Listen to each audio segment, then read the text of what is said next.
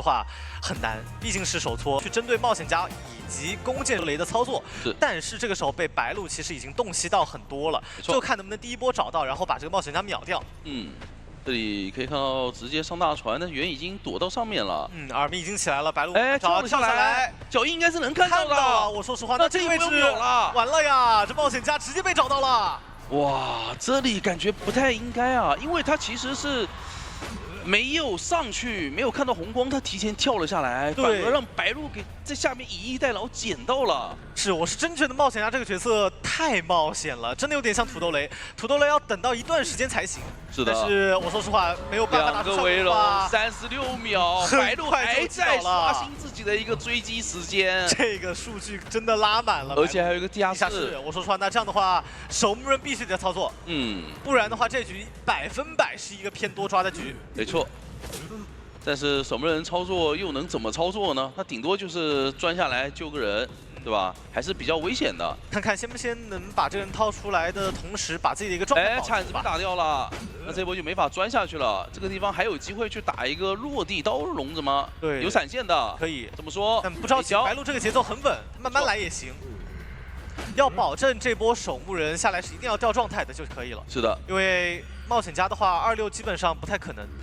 而且他带的就是一个单化显位啊，这就是我们前面说的，他直接被找到了，那么他的一个牵制能力是非常非常羸弱的。对，他是真没有牵制天赋能够去保证自己的存活。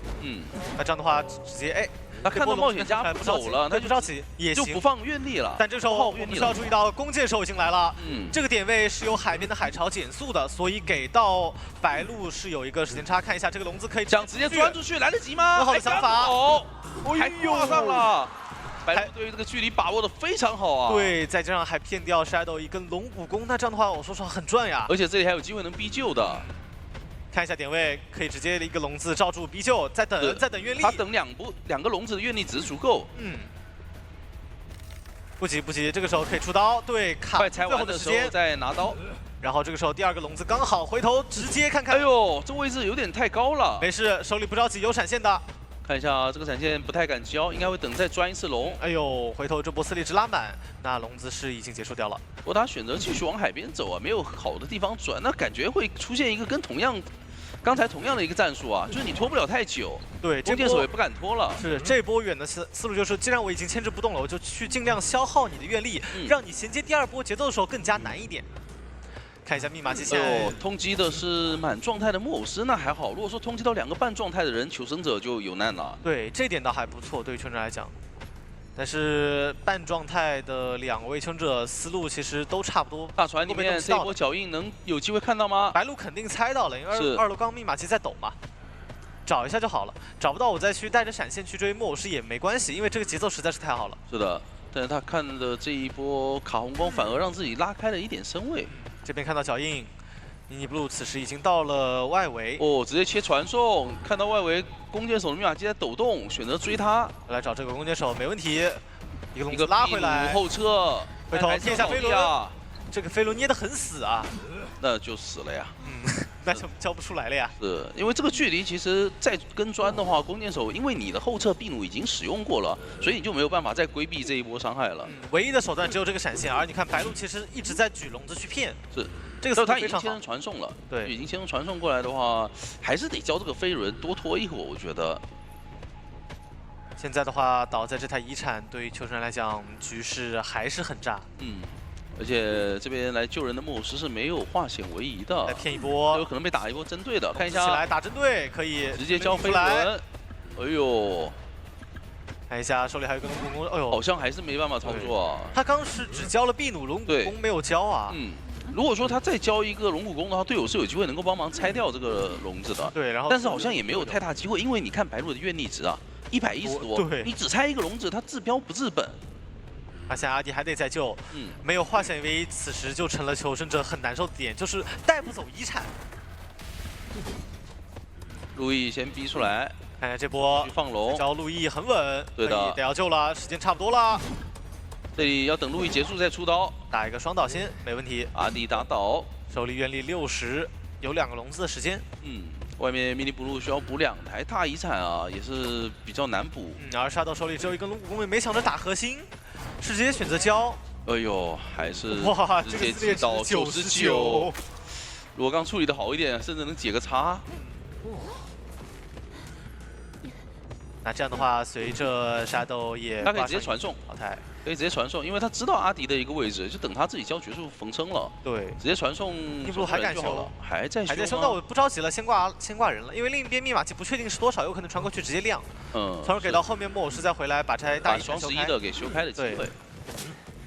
他第一时间没传的话，其实就只能挂了。对，但我说实话，这个时候看到要挂迷你布在这儿摸密码机的时间还是有点长了。从而导致说传送下来，其实这个守护人走不了太远。没错，这边铲子直接打掉，阅历值非常多啊！迷你布在大门这个位置必须要牵制非常的久，毕竟地窖就在这里。但还是很难，毕竟这是跛脚羊啊。其实刚才看到弓箭手被打倒的那一瞬间，我觉得他是可以直接走了，去翻道具什么的。对。 毕竟地窖的位置自己是知道的嘛。看一下再补一个笼子，这个非常的稳妥，那就是顺利拿下4抓。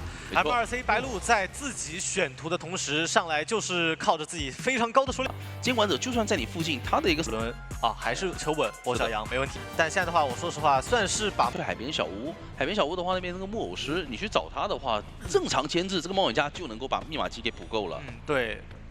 落地直接翻个窗，但是翻窗的时候固定视角不太好找。这个冒险家已经走到另一个大石头后面了。狩猎本能一直没有断、对，所以说中场这手冒险家就是打明牌了，你要追你就很难找。是的，超级难找，特别多。它变小以后，狗在其中一个障碍物后面，你的狩猎本能还是断不了。是这辆小船一直持续会有人给耳鸣压力，这个耳鸣已经是弓箭手，但是你看这个断续耳鸣给到西洋一个很错误的指向了。他以为往角落或者大门去了。对，你看回头角落走一走，发现没有耳鸣，往前面走是奈奈的耳鸣啊！阅历值已经攒了非常多了，这个点应该要进入追击节奏了吗？看一看，哦，没有，他回木屋了吗？对，方向是对的，猜到小迪了，可以。是的，但小迪，我说他躲在一个栅栏后面，他没有看得到。对他没有说直接第一时间挖，他躲在了一个障碍物后面，那只能被迫回来追花池了。对，花池进入追击的话，其实对于 M2C 来讲是可以接受，哪怕说花池带的是一手花显为1。是的，那再交一个吃路易，我花池整个人燃起来了，这个特效。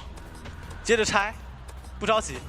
哎，这个还输了，完了。是的，回头有一个交换，再一波路易，这波是有机会的。看一下，但是能进板啊！第3波路易结束，可以直接考虑闪现击倒了。是的，下板闪吧，闪现击倒可以，对于香来讲还可以接受，但是问题是外面有一个冒险家，以及还有一个双弹飞轮的弓箭手在外围。而且你击倒的时间不一样啊，这一波击倒的时间对比上一局来讲，你是慢了1分钟吧，接近1分钟。对，而且冒险家还在外面。但我说实话，我们不能苛责西洋什么，他这一波已经是算是已经尝试过了，抓到过去找冒险家了，但是没有找到。是的，他的追击节奏也是很稳固的，他没有打出任何的失误点。就来看一下接下来怎么样去操作了。西洋来讲，现在的节奏还是有比较大的一个多抓机会的。得看这个手椅了，先打一刀，哎呦，还行，是没有交维荣的这么打了一刀。那还要压花池吗？所以就继续追吧，继续追花池了。那没办法，主要是星河过来救人救的太好了，状态没压特别多。因为你如果说再去找他的话，一会儿化险为夷时间一过，花池又能交路易了。但这样的话去拖花池，其实感觉就有点难受了，因为花池带到了一个比较空旷的点位，而且想让奈奈来 OB 一下。西洋也是被迫交出了一个维荣，哎，这里看到了冒险家的脚印。对于西洋来讲，现在有个很痛的点是我存在感拿的不多，而且开不出来，愿力长得很慢。是的，冒险家现在堂而皇之在你脸上挖树叶，管不了，真没办法。开始冒险了。哦呦，这一波秘弩还是被打了。外围的一个容，哦呦，很准。现在的密码机还差最后1台左右，没错。但是给到西洋的时间不算特别多了，而且花池这边是可以交出一波路易的，直接肥胖拦住，再卡一波，手里只有1个笼子，看一下这个笼子能不能拿到什么节奏。但对手是木偶师啊，哇，真的好痛苦。是。这边卡最后1秒下板，闪现也没好，大副也过来扛刀了吗？没有，大副去过于中场密码机，对，要扛刀肯定还是要这手弓箭手来保的。提前的一个龙骨弓，拖一下你的时间。掉，那手里还是只有1个笼子，衔接不上。花池还是在努力的往小船方向去寻找机会，但这波被抓到机会了，可以拦到了，直接把花池给吸了回来。看一下，还有一波倒地 OB 的机会，怎么说？对，看一下这个龙骨弓，哎，空了。站着没动，没打到，这波好亏啊！是，比较可惜。那花石这边挂飞，其实密码机就差100%真够了，真够了。能够射下来一次的话，是可以4个人开门战的。看一下96的这台密码机，不着急，求生者这边是可以打运营的，因为这手冒险家其实很难想得到冒险家会带回光返照。对，然后这样的话就能让弓箭手这一个没有携带回光返照角色先贴门，保证一个安全身距。而且弓箭手手上也没有道具了，他最好是离这个战场中心稍微远一点。是，而且现在在拖求生者是可以接受的，要拖的是这一手开门战可能比较羸弱的奈奈的一个飞轮效应，是把这个飞轮拖出来就有更多的一个牵制空间。而且大门一个，小门一个啊，我中场这个冒险家就算送给你大门小门，你随便再抓一个，我也能够跑一个。是，但香不着急，哪怕空力攻击也不着急，手里原野还够，看能不能把这边小弟秒掉。对，还有直接交闪，那这个大门应该是不太好点开的。大门大副不敢点了，这局是有3张面，但 M2C 这边只需要走一个就可以，所以这边奈奈已经把小门点开。是的，星河也在进行一波迂但回，是夕阳这波绕了回来，绕到了双11。他以为人可能会在更深处，所以排了一个笼子，但这样的话让自己手里的愿力更消耗了。没错，而且星河手上还有一个表啊，如果说他能够走到爆米地附近，他可以通过这个表是强行出门的。夕阳的思路也很好，我知道你不在这个位置，一定是走到小船方向要冲门的，是，所以过来。要压下，但是夕阳这边还在担心这边的一个这个距离够吗？愿力再补一个围住了，能罩得住，但大副手里有怀表。是的，就看这边能不能打出来了。夕阳也得再拖一拖，拖自己手里更多的愿力。我说实话，你在这个板前面打出来5秒钟还是能得回头了，完了被摇到了。那我说实话，这波星河可以直接强行点开了。对，强行拆围龙，5秒钟的失乐园是可以出门的。最后 M2C 也是在这样的一个回合当中，救人一次，牵制63秒。因为这手弓箭手就是天生的，在张地图还要去打一个非常规，就可以看一下吧，看一下，直接选择往大房的方向去堵，不让远进入一个大房。而且远这边是带了飞轮啊，所以他没有办法用双弹去拉点。回头看一下，距离拉比较远，所以想。来一波反绕，不过远那边没有动啊，他直接站在那个废窗等着了。看到了，所以再来一次反向走位。是，其实差不多，但这波是吞掉了幸运儿的一手窗弹。他带了飞轮，带了一手飞轮。看一下这个前这个倒是拿了半个橄榄球，要拉吗？直接拉了。第2段双重惊喜也躲掉。可以。你看我现在已经开始默认幸运儿要带上弹飞轮了。是的，所以我们。前面就说他比较大胆嘛，因为他们对于自己的牵制是非常有自信的。对，这手幸运儿确实是意料之外的天赋选点。再看一下，拿一波球全交完了，下一个双重经济好了，但白鹿目前的一个位置不太好交。对，要绕一圈。等一波没有高低差的时候再交了，直接1-0下去，落地贴脸，看这波双球，直接上刀，还可以再拉到板前，再上一个双球，对，是有机会秒的，上到了，有空中飞人，落地，骗下飞轮，飞轮交掉可以直接秒掉。是的，哇，这个2波双球上的非常的快啊，太精彩了，而且可以说就是绞肉机。他对于一些细节的把握是非常好的。你求生者落地，他是有一个滞空的时间的，但是如果说我选择用空中飞人，喧嚣跳下去，他是没有那个滞空时间的。对，就直接落地，然后就能贴脸。白鹿的这个角色理解太恐怖了。是的，双重惊喜还有1秒钟，看一下。恐惧震慑！哇，这一波能够打出一个失乐园状态，真的就是刚掏的一个，对，他就刚掏啊。其实喧嚣想震慑救人位还是比较难的。对，我相信迷你布鲁也没反应过来，我怎么就刚掏，然后直接吃了个恐惧震慑啊？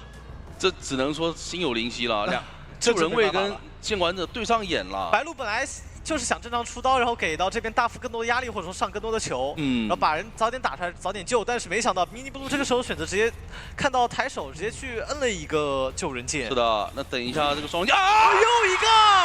不是吧？没开2度，怎么了，哥们儿？这恐惧震慑，怎么我完全想打出这种效果？怪不得人家坐在台上打。我说实话，那这局到这里，我们已经比较难打了。对，我觉得当务之急 ，FT 的求生者还得考虑练一下佣兵吧。赶紧走一个吧，先考虑走一个吧。我觉得考虑练一手佣兵吧，因为其实。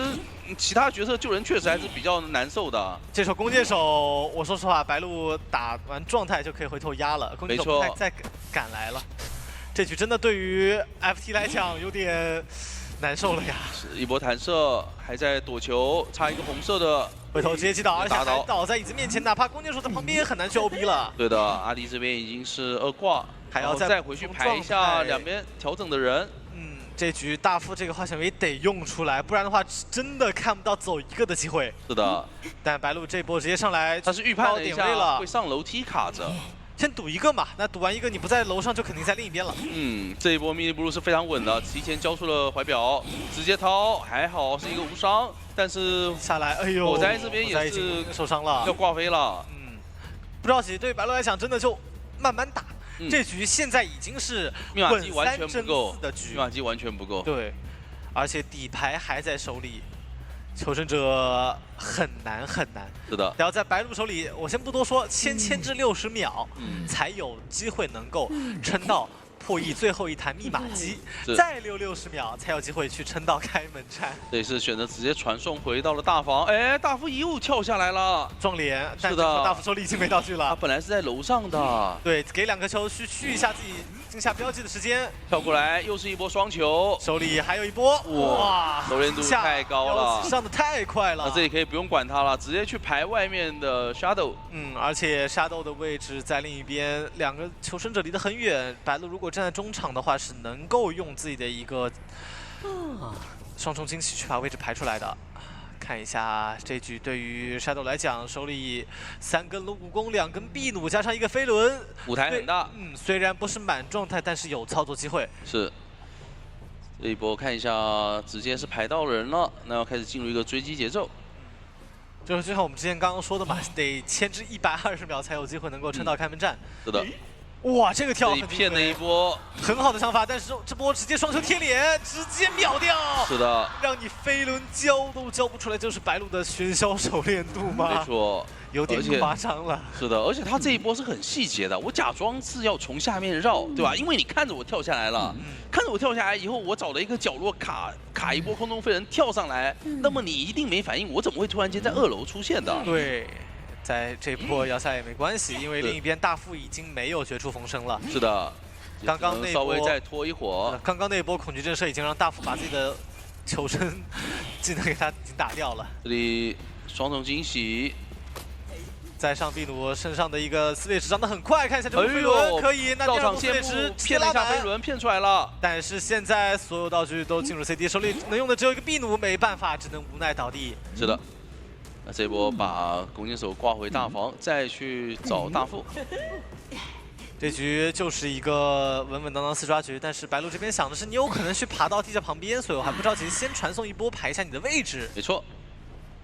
但是没有绝处逢生的话，感觉排到也只是时间。其实白鹿这个时候想，我认为你大副是有绝处逢生的。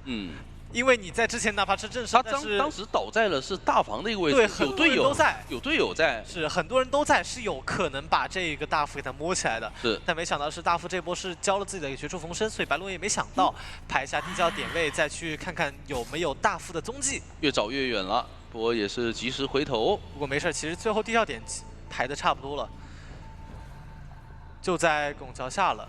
那大副手里没有一个绝处逢生，也很难赶到地窖旁边。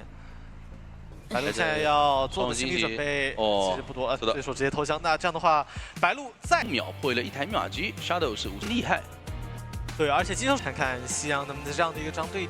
对马西来讲，这局开局还是要稳住的。小王庄压一下这边守墓人的位置，再来看看这边小迪。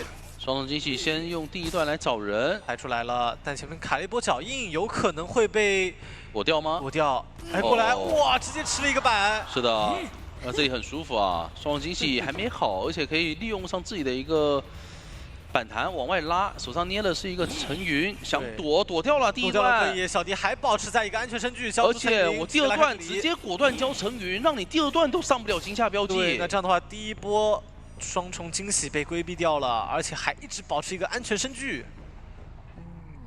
看一下这个位置，只能无限跟着绕啊！有双弹的气象是很舒服的，可以在这个地方进行牵制的。这一波小迪其实他选点也是在为自己的一个天赋去打造的，然后再补上一个双弹，直接逼出了移形。对，看一下这波抓住你道具中期的机会，看一下拿到1刀可以。没错。第二波一个双球上的是非常的精准。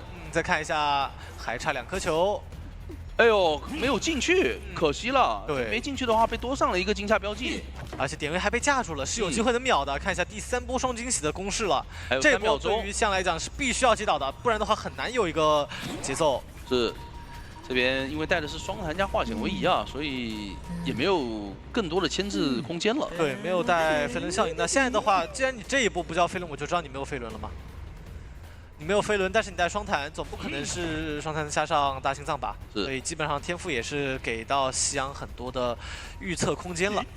那这里直接进铲，星河一个正铲直接贴脸，是求得很稳，我不着急。没错，在你出刀间隙里面去救起来，就不会出现像刚刚那局2个人撞到一起的一个情况。回头再一砸，但是身上还有2个球，双球是给到了。是的，空中飞人飞过来，有没有机会续上第3颗？直接引爆伤害。但是奈奈已经就绪了，这一波对于象来讲是最关键的节奏点来了，怎么样去处理这个奈奈？是的，奈奈这个位置很好啊，想把人压走，但是你看奈奈他一直贴身贴在这里，哎，直接交了一球，哎，飞轮失误了，是的，早，那有机会看看能不能直接秒，那球也没有打到，我说把人逼走可以，是的，奈奈这边要再操作啊，风险很大，所以得走了。能继续破译自己的密码机了，而且选择让守墓人再去救援一波。看看这波夕阳能不能抓住节奏了。这波说实话是已经挺过第1波。是。那现在对于穷者来讲，他们那个密码机破译比较慢的一个隐患就出来了。对，这边人快要挂飞，那密码机也只有3台。看一下这波是要考虑往前正铲了。是的，铲直接躲过一刀可以。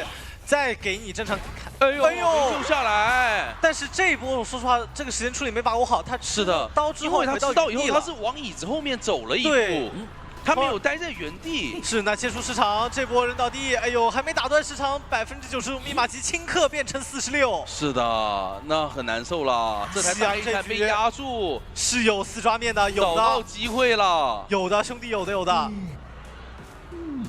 再挂回遗产，那密码机本来是3台，现在变成只有2台半了。而且还有卡遗产的机会，奈奈半状态也不太好救，得打秒救了。是的，先一球拍开，然后看来得及吗？来得及，救下来，但是还得倒，自身难保啊。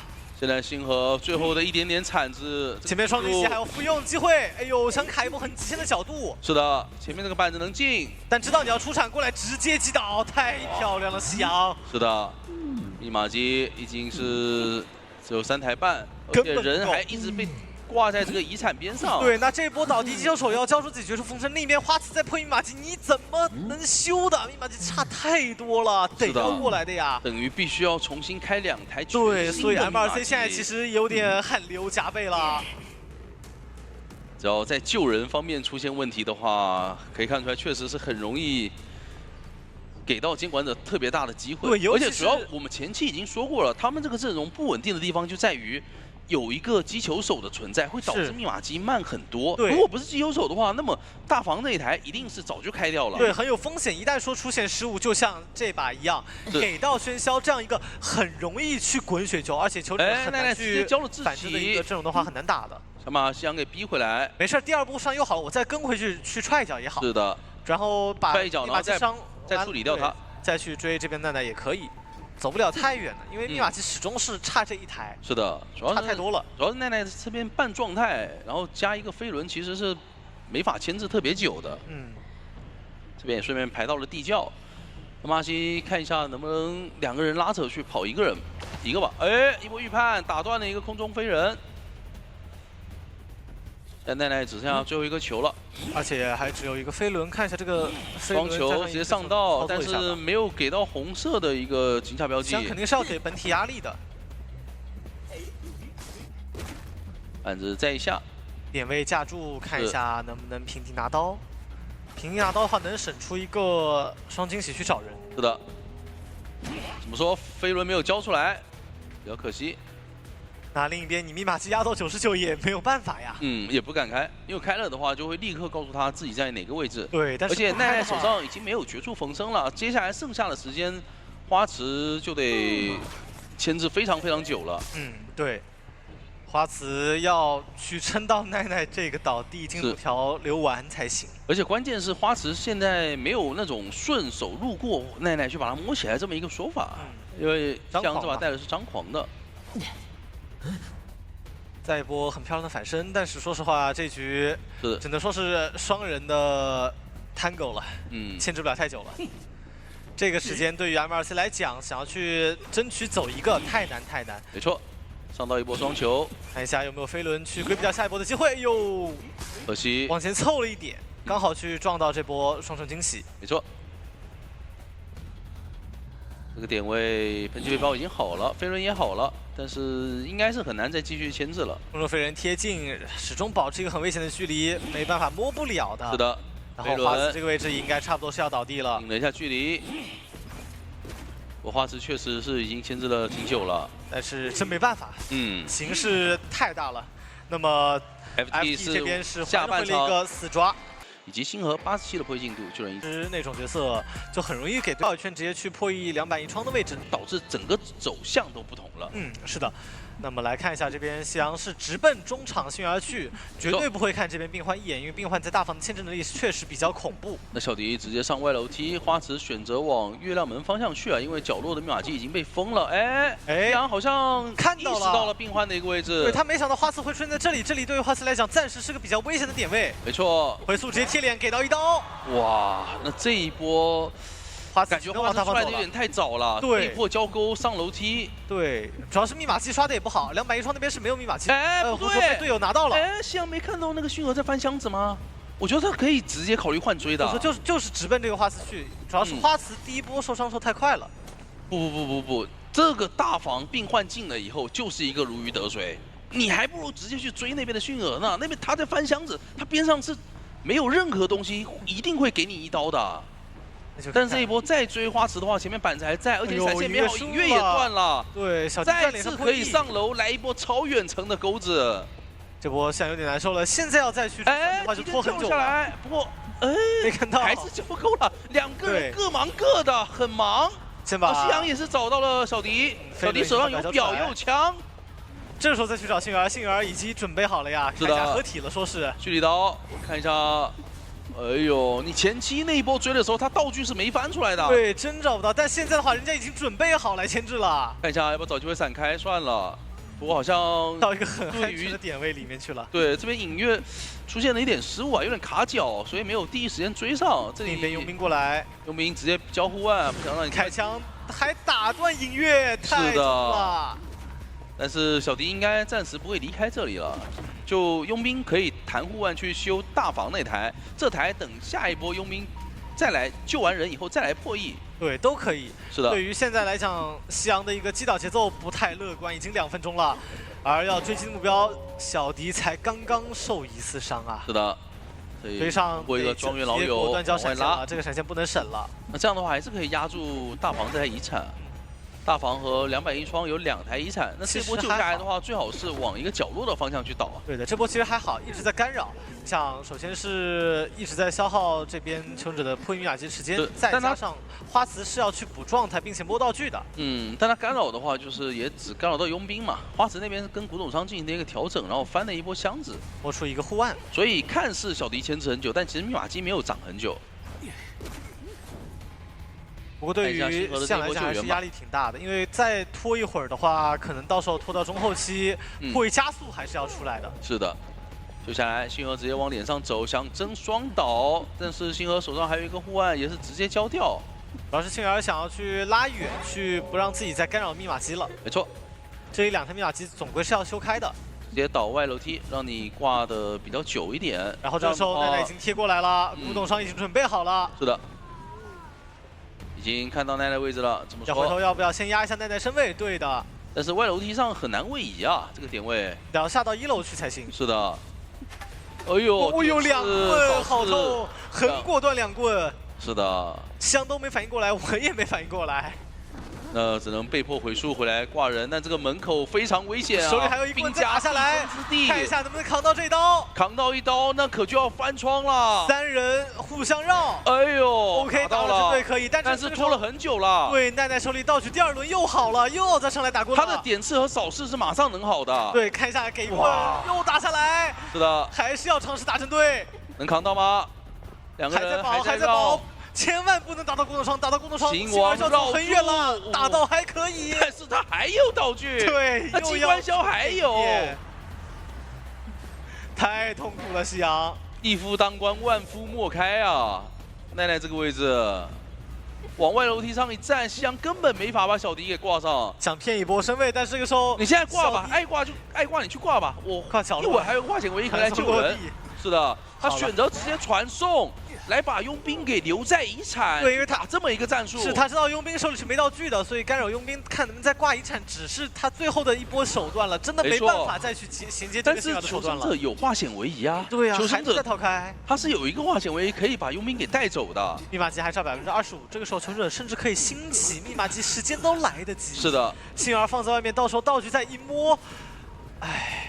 这个局已经很难受了，对夕阳来讲。是，他哪怕有压到一台遗产，但其实求生者那边反应也很快啊，他已经是开启了一台新的密码机。花刺这个位置，哦呦，忽然有点小失误，没有弹出去，但是能救，没关系，化险为夷掏出来还是能带走密码机。哎，没救下来，没掏下来就走了。不是，这波以为救下来，松手时间太早了，那出问题了。我说实话，这波是有多抓面了。但各位新编辑现在还只是多抓面，因为外面有星儿，还有古董商2个角色是能够把节奏衔接住的。翻了一根镇静剂，但这边如果说扎满的话，好像有那么一丝机会可以来得及把佣兵救下来的。是能来得及的，佣兵座椅时间还是比较长，而且星儿到时候还有收集加速加上飞轮，看看有点极限，能不能赶得及吧？是的，或者说不救这个佣兵了，我去救这个病患也可以。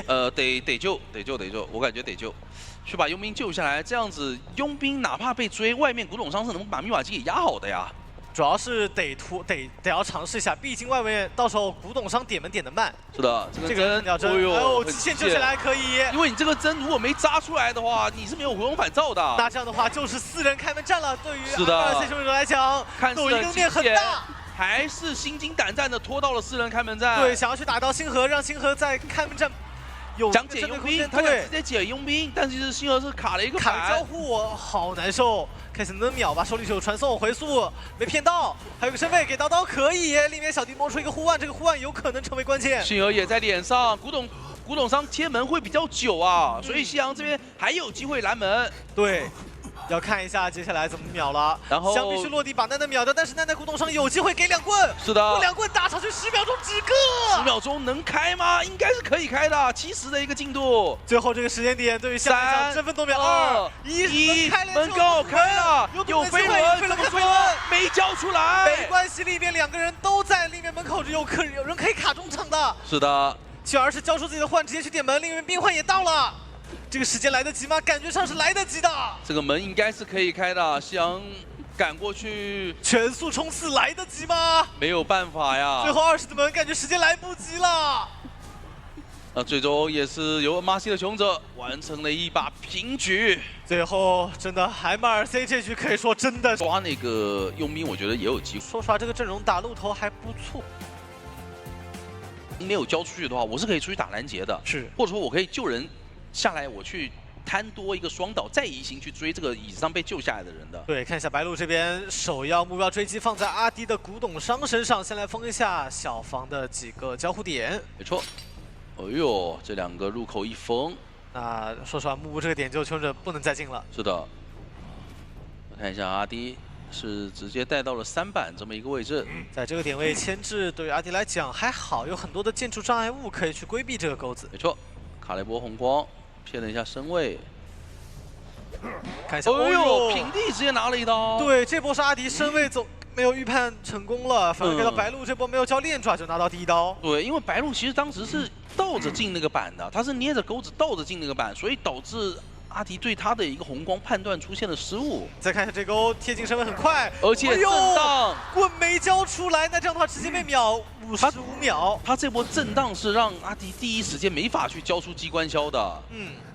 你除非就是震荡完了去补一个飞轮，然后再交机关销。那这个倒地速度来看，太快了，已经非常难去争这个4炮了。除非救下来以后出现奇迹，比如说一个大洞什么的，把人给带走，断你很大的一波节奏。对，这个奇迹就要看一下 Shadow 这边能不能操作，但看大洞的位置好像离这里很远，超长通道的位置好像是连通了大房和大门。对，那这个大洞就没办法用来帮助古董商转点了。是，那还得用门之钥看能不能再把人拉走一点。是的，在骗，哎，淘汰记录很极限，你又来，白鹿，怎么每把都有震慑呀，白鹿？还好飞行家是来了，但是好像是过半了。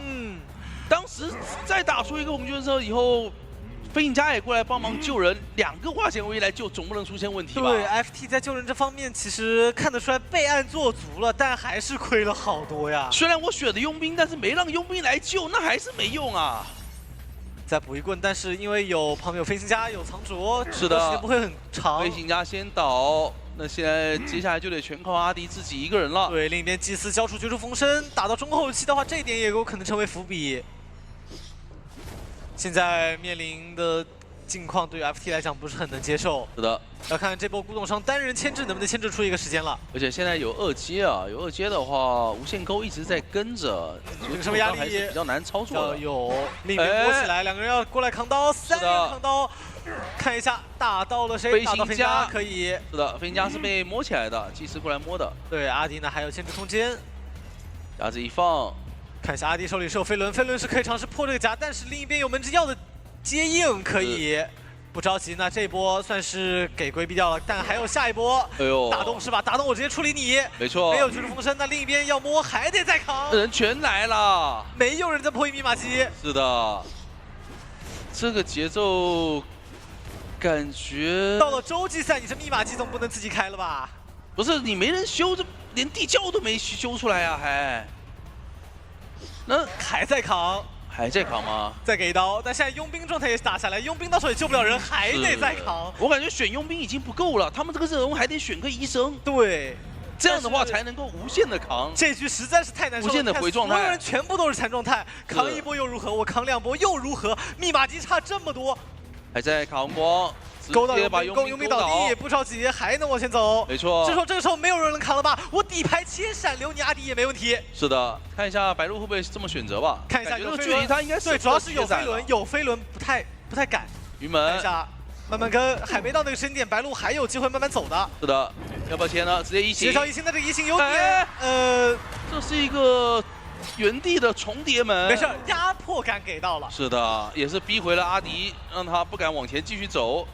但是这里远又来扛了，没事，我再处理你，谁来我追谁，谁来我处理谁。是的，阿迪这个人走不远的，为什么我是2阶？飞行家倒下，佣兵又来了，我听到了那个什么生生不息的激荡，是一个接一个的冲过来，但是来的路上好像是踩到夹子了，有点小悲壮。要不再出来再踩一个吧？这一波继续帮忙扛，但是密码机是真一点没动啊，已经脱衣加速很久了。这局我觉得结束到时候白鹿命中选者命中奔着30去了，是，有可能去创造一个新的记录。以鹿头登顶我们命中榜。哦，再吃一个。是的。够空了，但是胜局够了，而且阿迪道具已经没了，在旁边没办法帮不到啊。是的。这个夹子，说实话，在里奥的回这个地形上面，确实是比较难被发现的。对的，我说实话，世界上最遥远的距离不是多少远，而是我在夹子这头，你在夹子那头。是的，我很想帮忙，但是我帮不到，使不上力，我做不到啊，还是什么都做不到吧。秒击可以看到第2台也要开了。但是求生者整体的节奏非常之差。随着这边阿迪已经被淘汰，那 M2C 也已经是锁定胜局了。是的，这个点位直接交悬停往外飞，拉离很远的距离，非常漂亮的一个喷气背包。是的，就是类似病患的那一波操作。但是2阶鹿头不跟你说这么多，直接出刀打倒。前面是有一波爆点的，然后又一个超长通道。对，另一波把佣兵状态也不好，但是还是亚健康状态，过来救人的话，吃一钩一刀还是要倒地。这局密码机停了很久啊，但是也终于缓慢的动起来了。是。打了这么久，佣兵居然化险为夷还在。一直没救人嘛。是。那就看一下选出来这佣兵有没有效果吧。够重一刀，虽然没有被震慑，但这一把是要双倒了。毕竟他的状态还没有办法摸满。对，而看一下远这个位置还是很难牵制，手里已经没道具了，而且加上没飞轮被勾到，就一定意味着倒地。是，我踩一块板，然后加另一块板，这个点位已经废掉了，远没有办法牵制了。而且很有可能一会儿佣兵也得去交出自己的绝处逢生啊。那加上之前祭司的一个绝处逢生，场上只有这边上挂飞有绝处逢生了。是，就你两种选择，要么让飞行家给卖掉，然后2位去调整成满状态，然后再去打一个残局拉扯。对，但是已经我说实话无力回天了。Shadow 这边带着花线围过来，但是本身半状态。哎呦，这个位置直接是被排到了，知道你在箱子的那头。对，点位架住就好了 ，Shadow 救不了人。是的，因为他没有第一时间贴过来去打一个自己的一个门之要把人吸回去的一个操作嘛。是的，所以半状态是救不了人的。打一个吸移动，但这个位置离椅子还是有点远，所以只能看着这个飞行家淘汰了。对，只能目送队友。哇，这里应该是听到了打动的一个声音啊。对，然后就直接很果断的回头给刀。是的，反应非常的快，在一起往大房走，一步路起来的机会，刚好过来直接撞脸。那么最后拿下4抓，让我们恭喜 MRC 获得本场比赛是174秒，然后。那你艾维的话，他对面其实也是最后，然后这里是又直接，其实相对来说就没有底牌挽留那么高的上限，他会比较偏求稳一些。伊森这边的话也是直接往大房去驱赶一下，本体是往中场去挪，相对来说还是要去想找这个教授会比较好一点。哎，伊森找古董商先技术一波，我知道你古董商放出来是给我追击的，这边的话也不上当，去找脸上的火灾吗？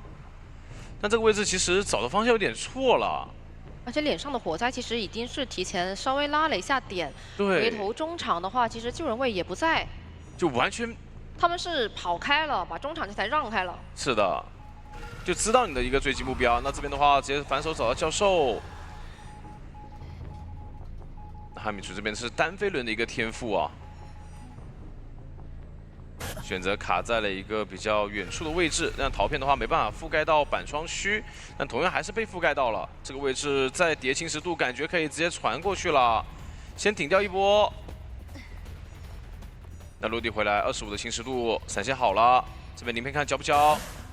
压一手喷断67。这边的话再回头，但是没办法进板，还是要给到一刀75的一个侵蚀度非常高。而且目前的话，其实身位他是有机会被闪现带走的。对的，因为手上飞轮以及鳞片都交过。哇，这里的话闪现都没吃出来，直接给到一刀了。啊，就这个节骨点的话，还是要去找教授的节奏。确实你不好去木压他的一个出刀嘛，你一木压的话就基本上会被喷断。来看一下整体的密码机进度来说的话，是一个将近3台的节奏吧。现在是喜纳米过来救。对的。不过因为你第一波其实闪现没吃出来，对于救人位来说，你开救一次人就开2阶，我觉得压力还是有的。没错。胜出还可以去闪现探一个双倒。啊！震慑，这恐怖的一击。今天怎么回事啊？今天是震慑的纪念日吗？我今天不是连续几把看下来全是震慑。确实，闪现一刀，差点又来一个。没吃出来技能还敢这么翻，我觉得还是挺大胆的。是的，那这样子的话，只能让古董商那边过来补救，但把人牵起来，直接脸贴过来之后先喷断，再给个救刀，打断没有打到，张皇有耐受力，这边没有靠到墙，看一下，还在举着，但把人打下来。但这样的话，其实还得帮一下才行。对的，而且他们得配合救。那你配合救的话，一定会有一个倒地的情况。没错，拆陶片，但是没办法拆掉。然后把卡斯内口那边也击倒了。那暂时是把教授保出去了，但同样这一局他是已经开启自己的2阶了嘛？但是没关系啊，反正现在密码机不够，而且我可以1-4人去跟。对对对。你外面全残，我现在挂你一个大副，再挂你一个古董商，你过来救人都得分担压力才行。谁来救呢？已经没有人可以救了，主要是。啊，太近了，过来还要一点距离。我可以传回去，传回去的话，你火灾也不好救。传送回来，没有吃到2阶，但侵蚀度也是上到了。这边先把气囊给处决一下，然后再去往外赶。他要救的话，就只能2边过来同时救。没错。补上一个陶片。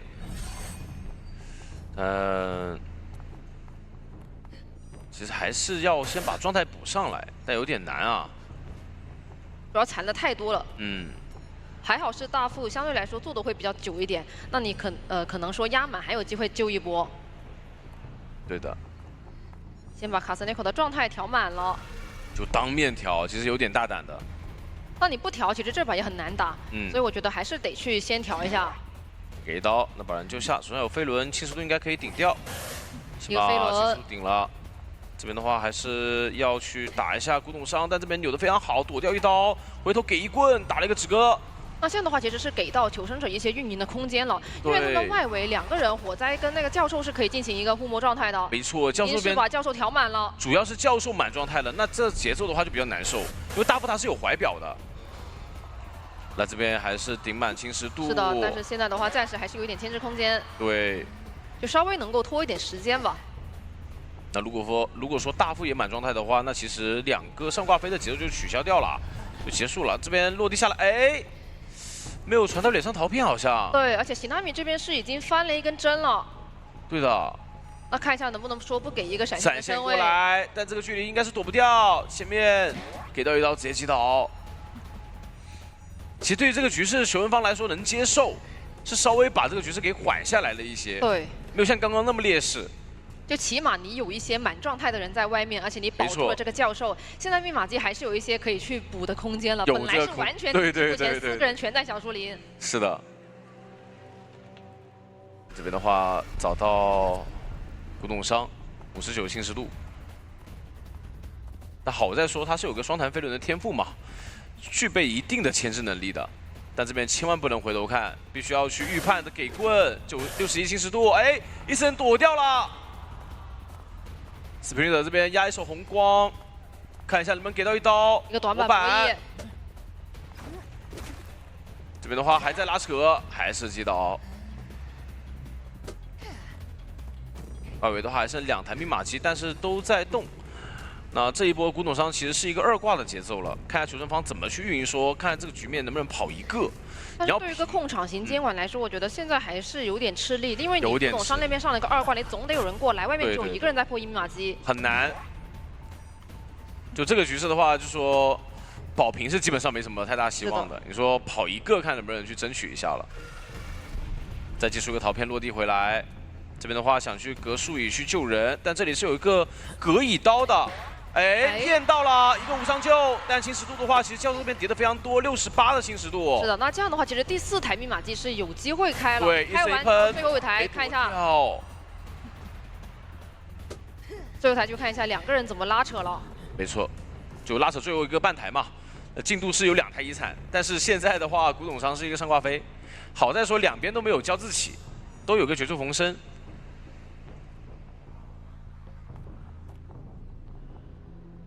让伊斯人去找一下外面的密码机。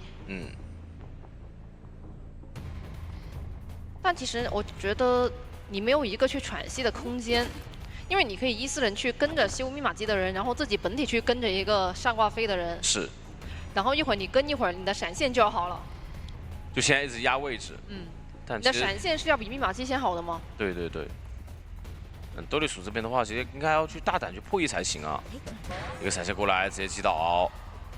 那这边古董商的话是一个挂飞的状态，但对于 Sprinter 来说的话，肯定是不会选择去挂的，直接落地下来，侵蚀度抵到98，手上是有飞轮。对兜里鼠来说的话，要找机会去飞轮顶掉这个侵蚀度，才有一线生机啊。是的。但现在的话，气囊也只有1个了。哎呦，一个过板刀还是给到了。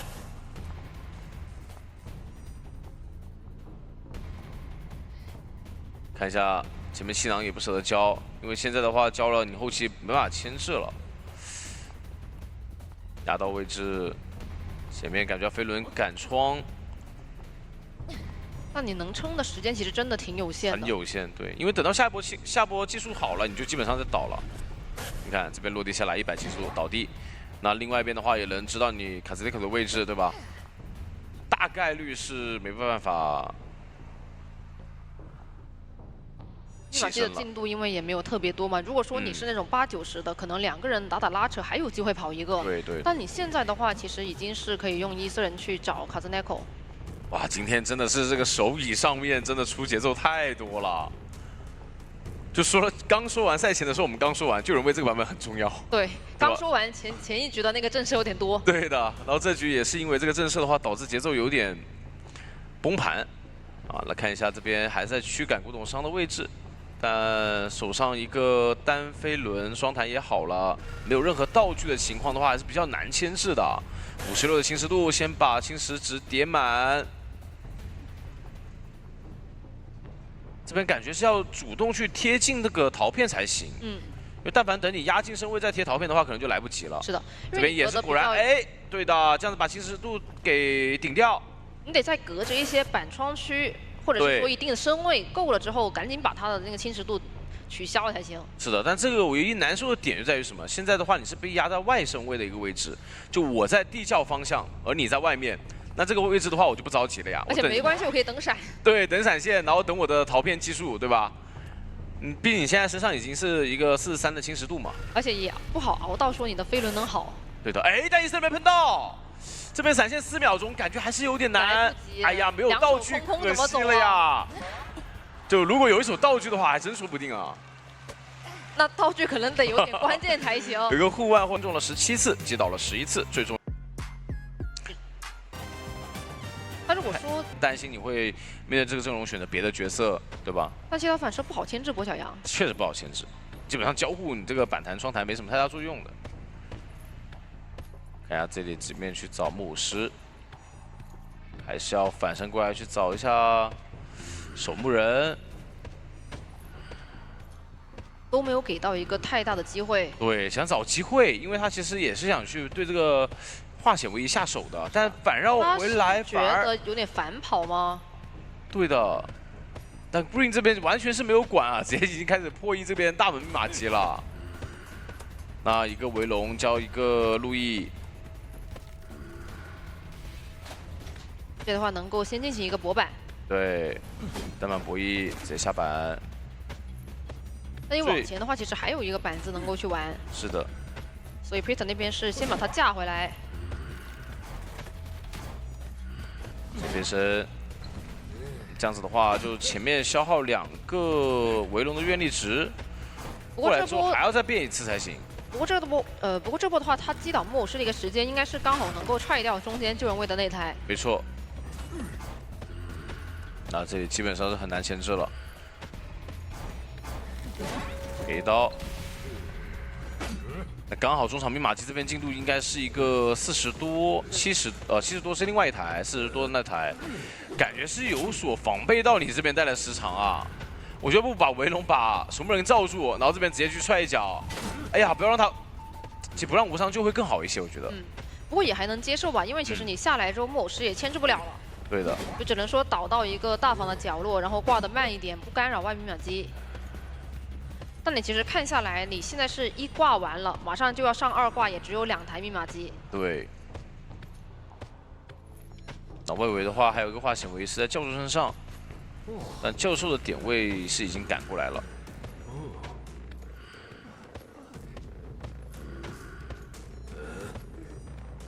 那 Roland 那边是选择了在大门先再修一会儿。看一下两边同时给压力。我觉得尽可能要么就还是让教授过来救吧，因为多套个化险为夷的话，密码机可以拖到一个4台左右的状态。哎，骗到一刀，这边再想帮我们扛，直接给到一刀针对。但是2波无伤就很赚呢。对的，状态条一点都没掉。他们这把是要跑1个的局，我觉得这2波无伤就其实是给到他们很大的空间。因为你2手节奏衔接的话，你现在面对的还是很大一个问题。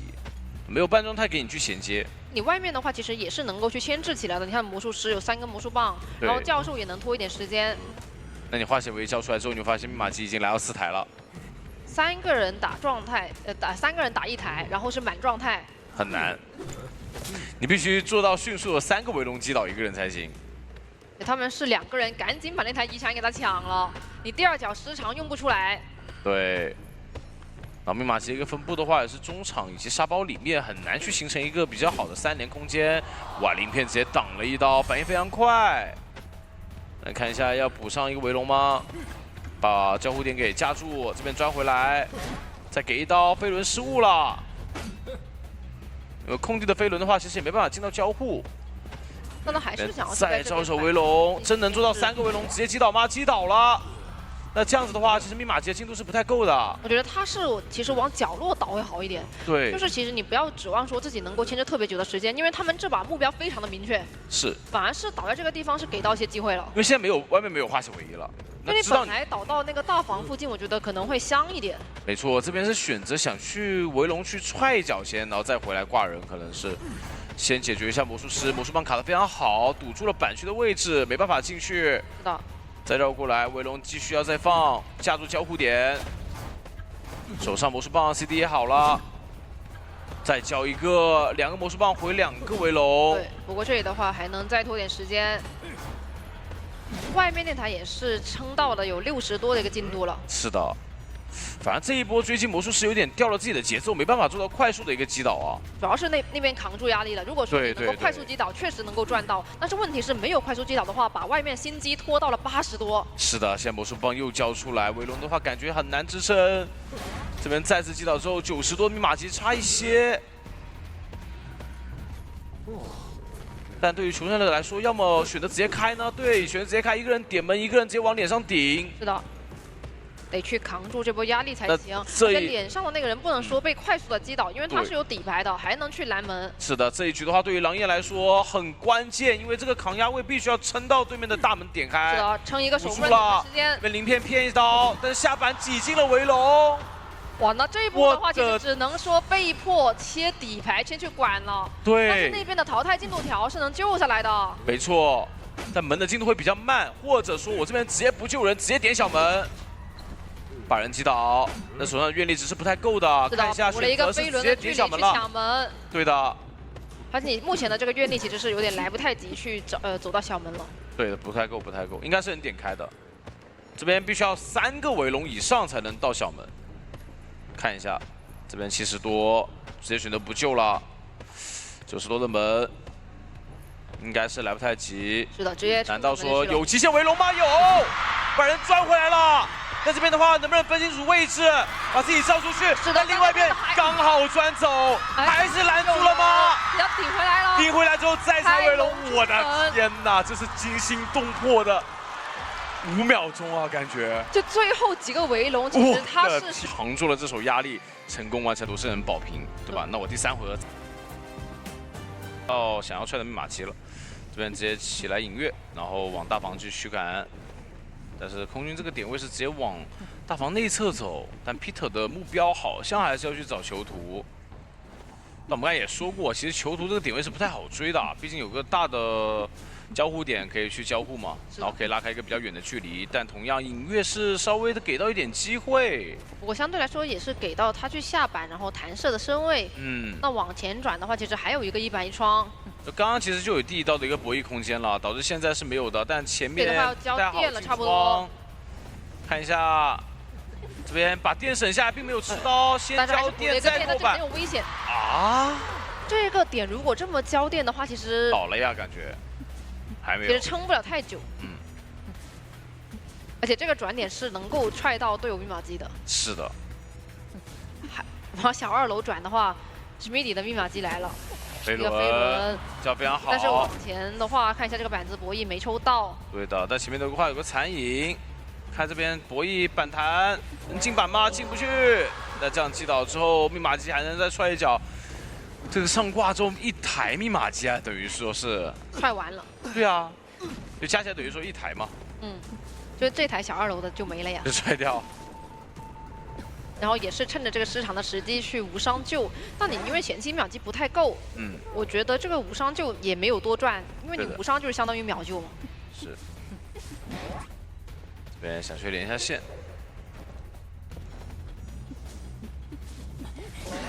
他刚刚擦刀第一时间没连线，然后跑了再连怎么连？好像一直没连到。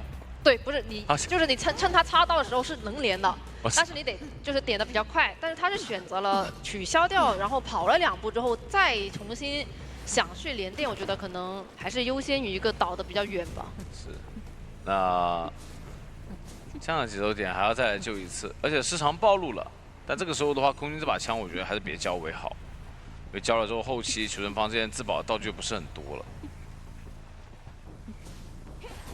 哎，一个手刀给他用一刀，直接把人救下。那是球都往脸上走，想去摊一下 Roland。对，逼个先护腕。逼护腕。啊，现在密码机的进度是差非常多的。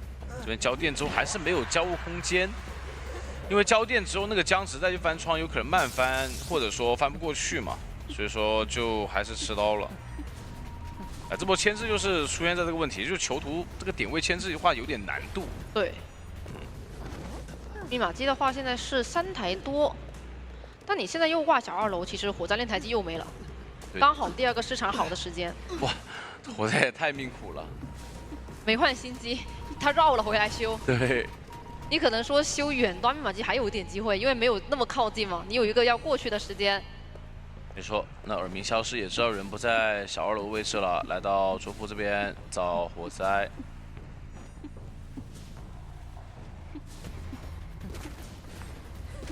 把人踩掉。密码机进度来说的话，就看最后一台的进度会多少了。这边气囊一交，还剩1个。这里感觉火灾还是能撑一会的，应该能撑到外面是有一个2个半台左右的状态。不过火灾本身没有携带一手回光返照，你可能说能够拖到后面也不一定好打，还是有一个多抓机会。就好在中场这台，哎，中场这台没开，等一下，那这样子的话可能会有个小3连啊。这边好像也意识到了，直接选择往回带，然后佣兵去破译第1台的位置，火灾第1台的位置。看一下，哇，这个板间博弈非常惊险。终于是击倒了。但外围密码机的话，其实也补的差不多了。其实他这波坚持了还是蛮久的。这个小3连，如果说能把人留在小2楼方向的话，还是有机会的。但现在这边狼烟已经是往这里赶了，要你可以强行过去。对，看一下，已经排到位置。这里耳鸣有，但是没看到人，还在找，但是已经露脸过来了，要救人，给一刀。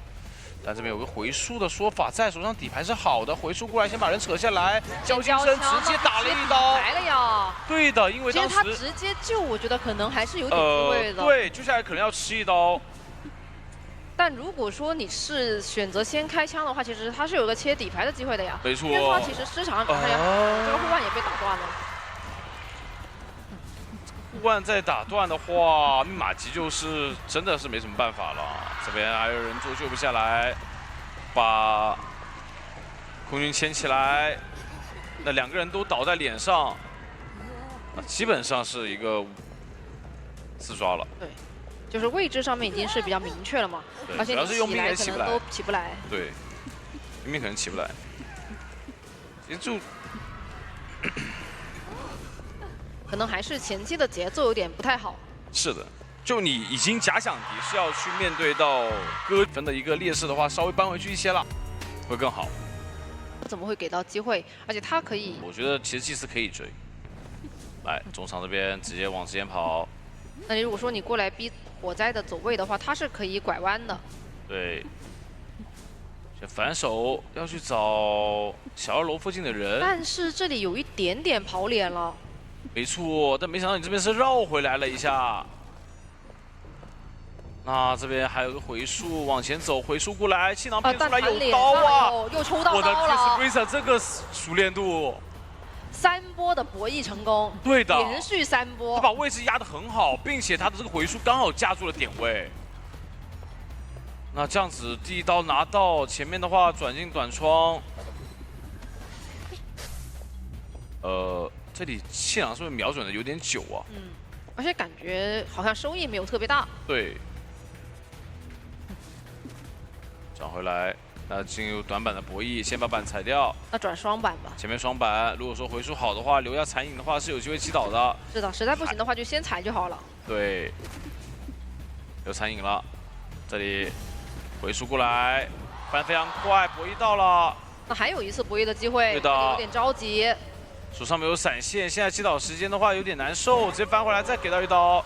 不过这样的话，其实也是可以去踹到中场喜纳米那台密码机的。对。然后这里密码机也是没有动了，因为中场这边是毕竟开局干扰过嘛，密码机进度比较慢。哎，市场好了都好了，早用早 CD， 还是要踹，还是得踹，多多少少我觉得都是得踹的。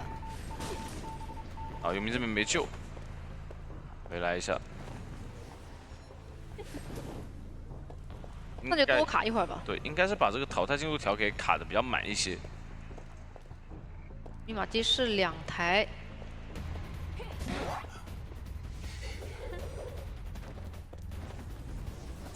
那喜纳米那边是直接救下来之后弹护腕，不想给到你机会。对的。这边打手针对。然后再钻祭司的洞转走。那如果是这样子的话，可以让祭司在2楼去卡一下这波救人。这边想混一下脚印吗？但是其实还是能找到的呀，我觉得，还是能找到的。我觉得他可能就是上来先去压一下你的祭司。但这边祭司如果说动胶特别多的话，我二手觉得续祭司会比较快啊。看一下这里有个隔墙打洞，没关系啊，你就不敢秒救。哎，回速会啊！我觉得直接钻会好一些，直接钻吧，逼救就行了。啊，这样子状态条没拿到，有刀直接击倒，祭司这边没动的，把人挂上之后脸上就有祭司。而且祭司的话，你在没动的时候自己很难牵制啊。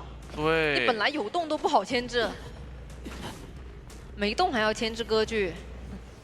这应该是能预测到你的走位，看一下。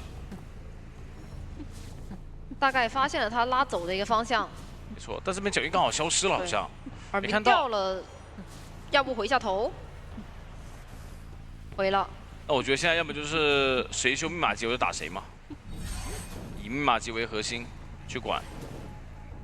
中间还蹲了一个，先去干扰一下。Sprinter 说：“我到哪都有耳鸣啊！在这里好像有机会排到，找到一刀，是拿到刀了。哇，那这样子很赚。而且你外围的佣兵是一个半状态。有人再过来，你一会儿救人都没那么好救。气囊再给到辅助一波。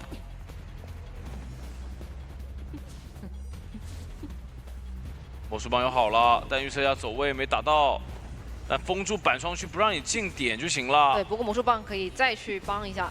这边再给一刀，直接击倒。问密码机的话，3个半台，但是手上有失常。这很难受的一个点是在于你佣兵因为前期救过人了，他现在是一个半状态。如果你过来救的话，必双倒。然后祭司动也没好。对你也没有办法先去打一个超长通道调状态。对的，现在刚好你刚好有点来不太及。因为你如果一呼的话，他就知道了。对，所以说只能让佣兵压过来。把洞这边给解决一下，那回速再时长一脚，还差1台整的密码机。佣兵这边救人的话，会导致状态丢失啊。但 Sprinter 也不能给到无伤救的机会，看一下，因为刚刚回速交过。好的，没有离很远。感觉是有点想要压满了，因为魔术这边的天赋带的是双弹飞轮嘛，感觉是要选择压满去救一波。但压满的话，祭司补最后一台密码机是不是有点难啊？感觉是的。对的。而且这样的话可以去两边来回拉扯嘛。要跑一个吗？他们想的是已经开始要跑一个了。哎，过来了。换弹过来。清气囊的时候，他直接过来救下，但打到针对了。哇，这刀针对好伤。这样子的话，没有2次牵制机会。淘汰一个，只剩2个人拉扯残局。那2个人打1台，对于割据的局来说，我觉得有点乏力，可能。对，因为这边时常是刚踹完这个密码机，知道这边进度不多，让你用兵修也没关系。然后外围这边去找祭司，看斗笠属员们躲好了。哎，没找到。但耳鸣的话，持续还在，回速回的有点远。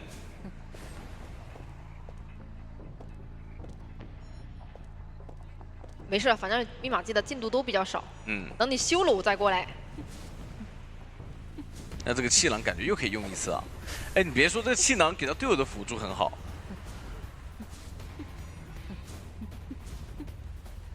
保护腕也给他交了。对。但密码机现在还差半台左右，而且如果实在不行，他可以去找多利斯。哎，这是最难受的一个点。对的。传送落地。所以这边动的话有2个，但是其实不怕你反砖。 对于歌剧来说，它是有回数的，所以哪怕被反砖，它是有反制空间的。也过板刀，再拿一刀，上到2楼。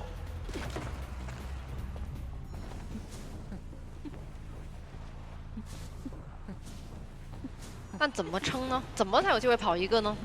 好难。这里要倒了。对的。 现在只能说看那个淘汰进度条的一个战术吧，看能不能成功吧。这个其实有难度的，因为 Sprinter 他的一个排人能力还挺强的，而且他知道你是等在倒密码机附近的，他特意留意过，所以能爬的距离跟范围的话，他是能知道的。但这里已经找到了，没办法。这个地方毕竟也没有什么太好的去拿的点位，那就应该是把佣兵往中场牵。 然后去找祭司，因为祭司这边的一个治愈会比较快嘛，所以不太敢挂这里。其实看下来，我觉得还是在塔求生者今天的状态有点不太好。嗯，好像你2局看下来，感觉起伏都比较大。是。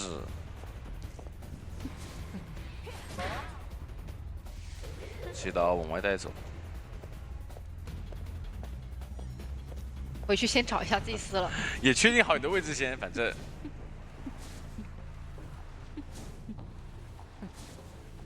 但目前的一个倒地进度条，因为还是有挺多的嘛。哎，这里看到了，看到了，看到了。那基本上锁定了呀，因为佣兵这边是有那个战移的嘛，所以说你不太好起来，然后也知道你大概率刚刚是往这边大门走，那应该是反方向去走。 看能不能排到一个弹出来。这里应该也看到了。对的，找到了。那也是在下半回合 ，Sprinter 这边又再还一个4抓。哇 ，Sprinter 上来2局4抓呀，一个艾维，一个歌剧。确实，你能看到他们的一个 Sprinter 的开局，我们也聊过，3的比分，你还5比3还没用。对，而且其实后面而且舞女这个点位的话是直接会，看一下。 直接去找多利苏，但多利苏的话确实也是直接往墓地里面转，远程的一个蜡，但是一点都没有上到。这边先封一下中场密码机。这个就是你蜡像师在这个地图的好处，它可以顺路直接封，我就见谁我就封谁的密码机。目标还是要去找弓箭手。但因为前期他是选择先赶了一下舞女，又赶了一下中场，所以哈梅索现在的一个点位已经是有点远了。对的，大家都不会给到你身位啊。这一局你看到没有？其实这塔他们就很小心了，打得很谨慎。 而且去帮忙布一下阵，对，这里想去提前，哎，没封到。其实他已经是知道你的一个转点思路，也想去提前布置一下的。对的。 2连的一个慢节奏8音盒。其实这一局很明显 ，Sprinter 他这个开局狙击思路是不想让弓箭手用到舞女的8音盒，但其实弓箭手这边是体验一个转点的话，但是想要去移形偷袭一下多利苏。 因为他现在手上是只有最后一个盒子了，那边是墓地有2个。对。那这边2板1窗的位置，其实斗利索还是有绕点的机会。蜡的话也没有伤到很多。哦，先把板子也给你封了。那这样的话你只能往下一块板子去转。看一下，这边一个滑步，但拉不开距离，有一刀。拿完刀之后，其实他点位也不舒服啊，你还是转不走，你只能在这里让我继续封窗封板呀。 那板子应该是。那你再下一个半圈，差不多就倒了。是的，先把窗封了。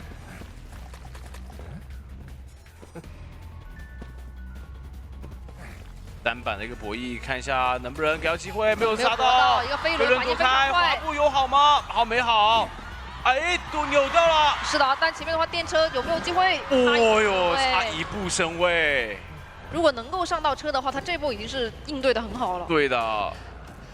密码机现在是2台半左右，把人挂上。这边移形教过，所以知道你的一个技能，大家都放心大胆修了。然后让西南美这边先过来救人。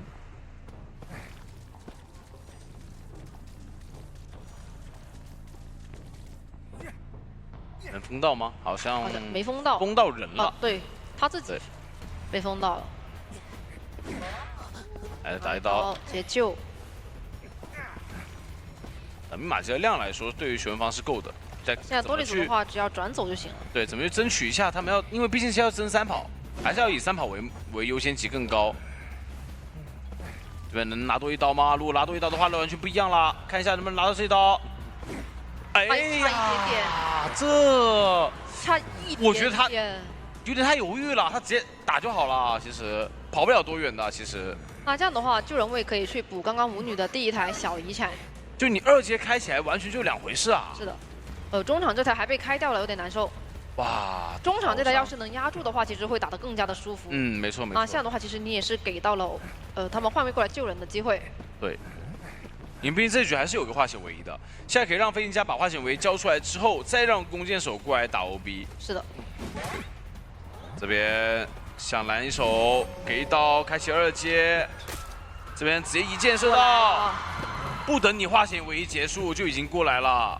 毕竟他们现在还是要去抢这个时间的。没错。不要说来得太晚。因为其实他不知道你有没有带底牌。是的，那可以继续帮忙去扛蜡，但多利索这个点的话，其实蜡有点多啊。没错，有飞轮，怎么说？飞轮开上，飞轮躲掉了。然后压飞轮，庄园神话。密码上移形。他得等这个结束了之后，要叫移形赶路去杀多利索才行。但是移形其实也不够了。外面密码机压好了，这边把自己的蜡取消。那这个点的话，还是可以进行一个牵制，并不会说被击倒的太快。只要移形交了无所谓了，另外一边点门就行了。就你只要说稍微拖一点点时间，不要给到一个远程封蜡的时间就够了。下把人挂上，另外一边门已经来到50多一个状态，3个人都集合了，那基本上是很难有拦截的说法了。那也是随着门点开的话，是泽塔率先完成一个3跑，把我们的这个比分的悬念是补到自己有机会上车，再拖个10秒。我一打会不会好一点啊？因为这边的话，其实你转点思路还中场中间的一个救人上面说法去找节奏，直接过去找狼焰。但这个点的话是来不及去翻箱子的。啊，狼焰是直接许愿了一把信号枪。那这里压迫一下位置，但前面板弹刚交出来，所以说这里没有弹射。这一只猫的话，要选择交枪了吗？但是这个点的话，你眩晕完能够进板倒是，只不过是你交枪的一个节点会有点早。会有点早。就等于说定拖多一只猫的时间。那踩板看一下前面单板，叫猫直接晕住拿刀。那还是得等下一只猫，而且下一只猫的话，它能够转点到独栋之后，它是转2楼有移形啊，移形要不要直接上去？那这样不用交猫有倒地的机会，直接给到一刀，有机会的。主要身位有点不太够，你得是先绕起来，然后才去利用这个高低差。对，其实这一波转点的思路上面来说，上2楼是有点风险的。对，整体来说没有一个特别大的问题，但是可能节点我觉得是有点不太对的。但大方向倒是也还行。先交猫，然后有拦截的说法，这边其实有点贪密码机了，给一刀。那前面还有个那我还能贪你一个Schmidt的状态啊？对，猫圈非常大，这边能晕住吗？晕到了后面那个人好像没晕到魔术师哦，晕到魔术棒了。但是我贪你一个状态，我是赚的呀。对。而且你本来这一波就已经消耗到了大副跟魔术师的状态。是的，然后这个位置飞行家想过来帮忙去卡一只猫，确实也卡到了。前面板弹交过，这边把猫指回来，有一个电车。来看依赖一下电池的话，还能再去硬拖一点时间，可以。那这样子节奏稍微是缓和了很多。那你下来之后，其实也是差不多倒地了。对，我等刚好猫也好了。基本上没办法牵制这里，还是要倒。击倒。那这边密码机的话，那3台整。哇，这个时候倒这个电车，我真的不敢牵呀。因为他刚刚其实是晕住打的幸运了，我觉得他是可以做的更细节一些。你这个方向打的话，那不就是给他机会去爬到那个轨道吗？没错，然后中场密码机这边强行要点开了，98，什么意思？给我机会踹。先淘汰，还想先淘汰。对。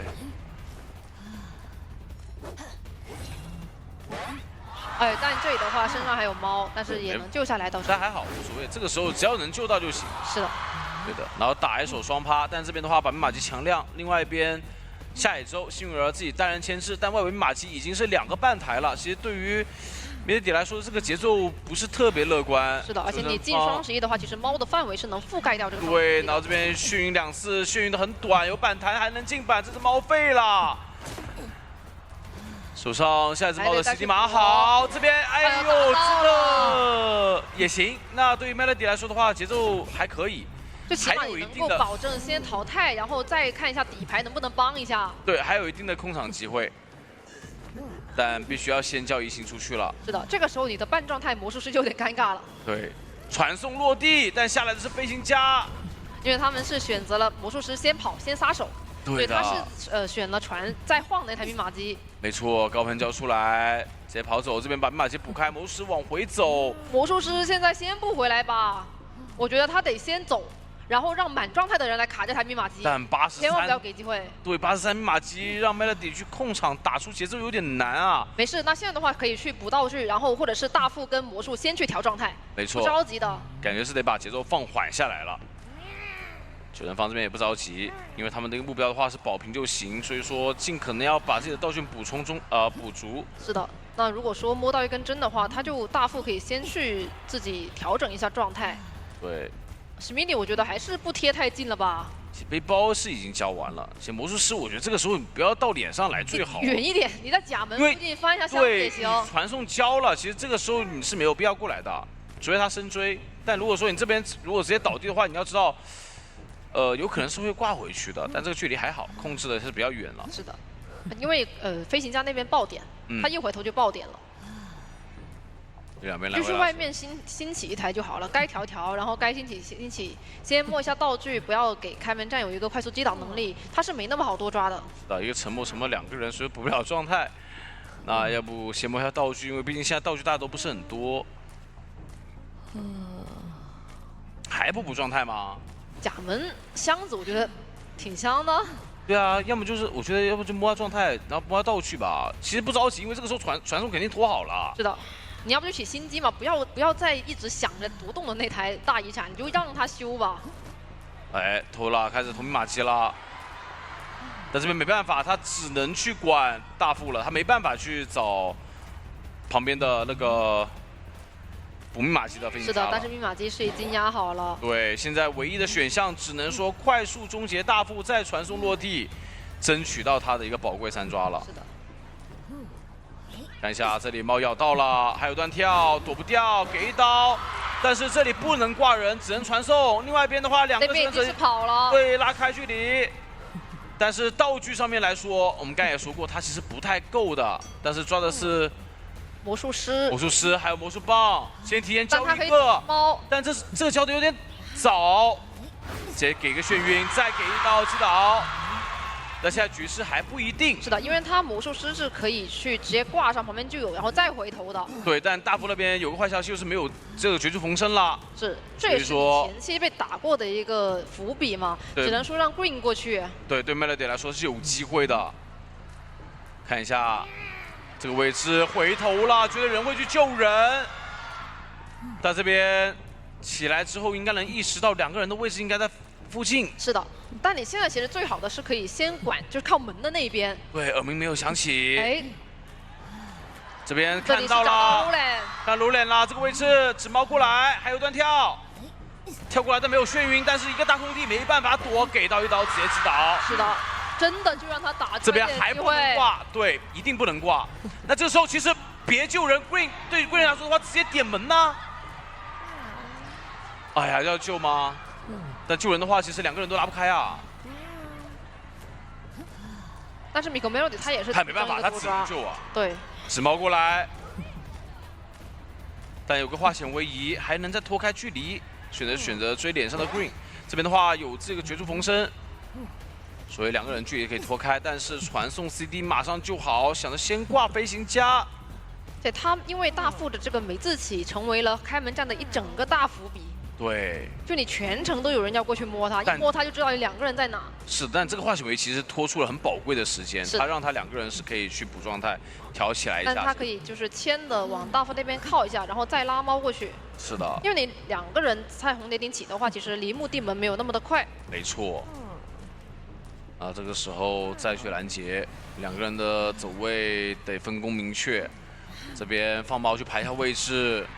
但这里不着急，因为他知道这个门是新的。是的，而且他可以去捏这个传送去给你压力。对，只要完全拦截这边救人的一个位置就行了。是的，这边已经这边再次找到 Roland， 但这个时候传送在犹豫，交了，交出传送落地没人。没人的话，但没关系，其实 Roland 这个位置点门还是不够的。没错，这椅子非常近。 但是远远的看到了 Smithy 的位置，好像果断一点啊 ，Miko Melody 那边是有地窖的，看到了吗？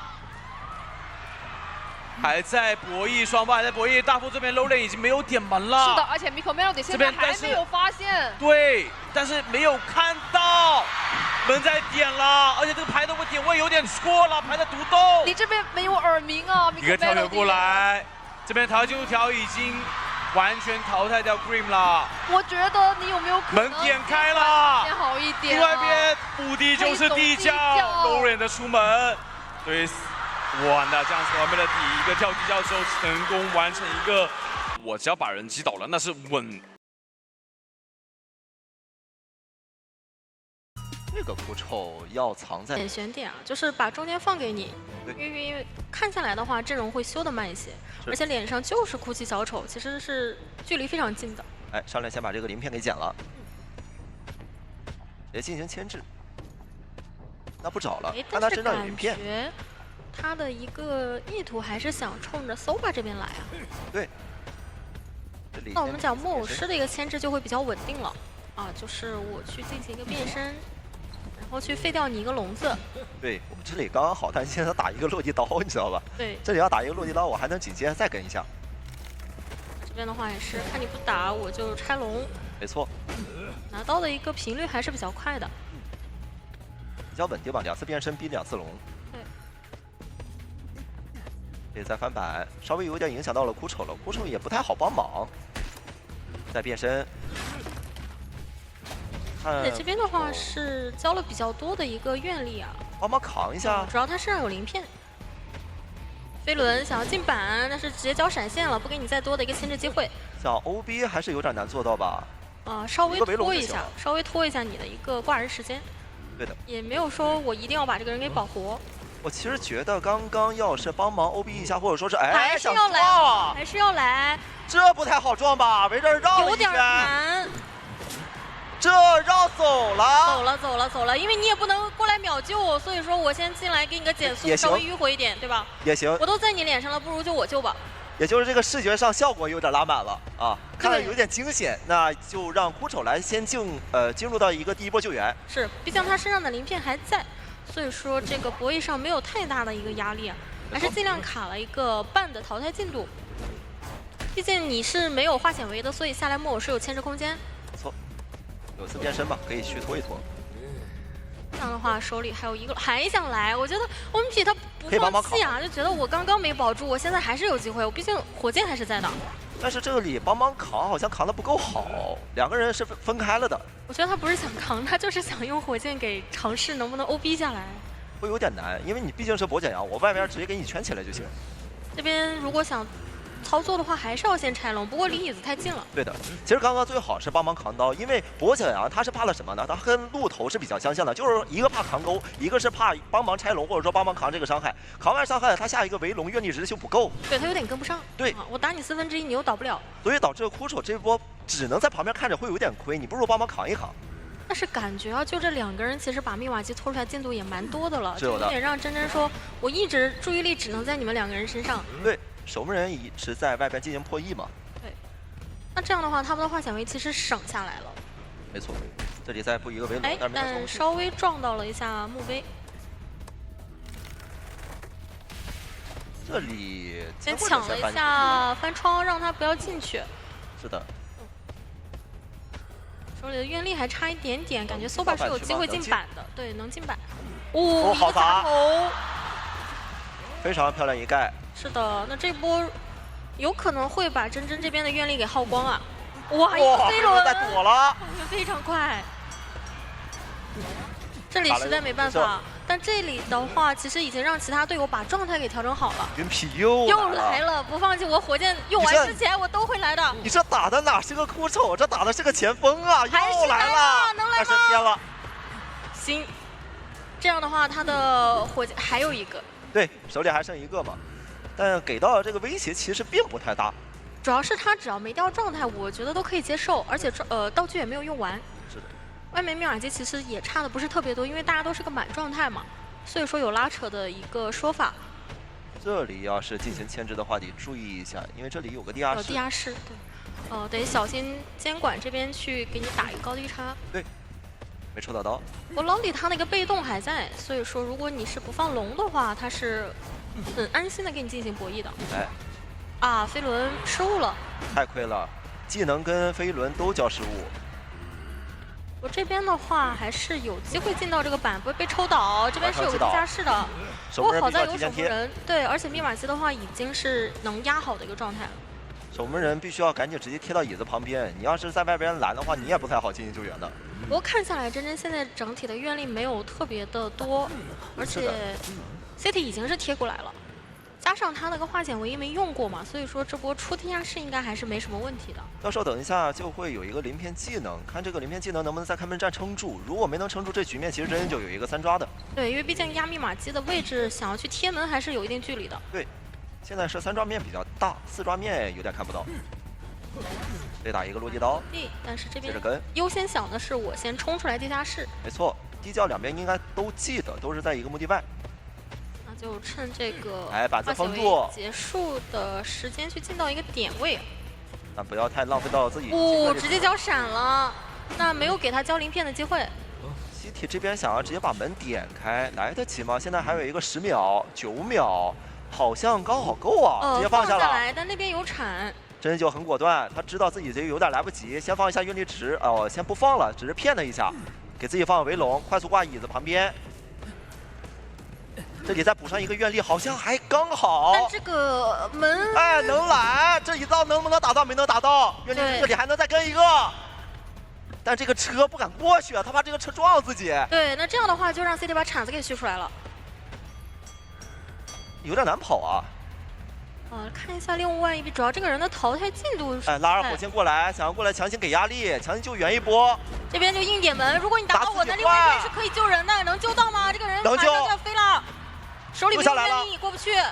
教授包括自己的技能还有飞轮，其实都好了的，看能不能撑住。有牵制的机会的，而且 OMP 的话手里又一个飞轮。里面先交，再交一次，飞轮还在，倒了没有交出来。门现在已经开到98了，这样去摊的话，姜文者其实有机会能再4了的。这个门一碰就开啊！捕手现在手上没有道具，而且挽留的时间还比较久，还有30多秒。看到了，先挂教授。教授是个挂飞。对。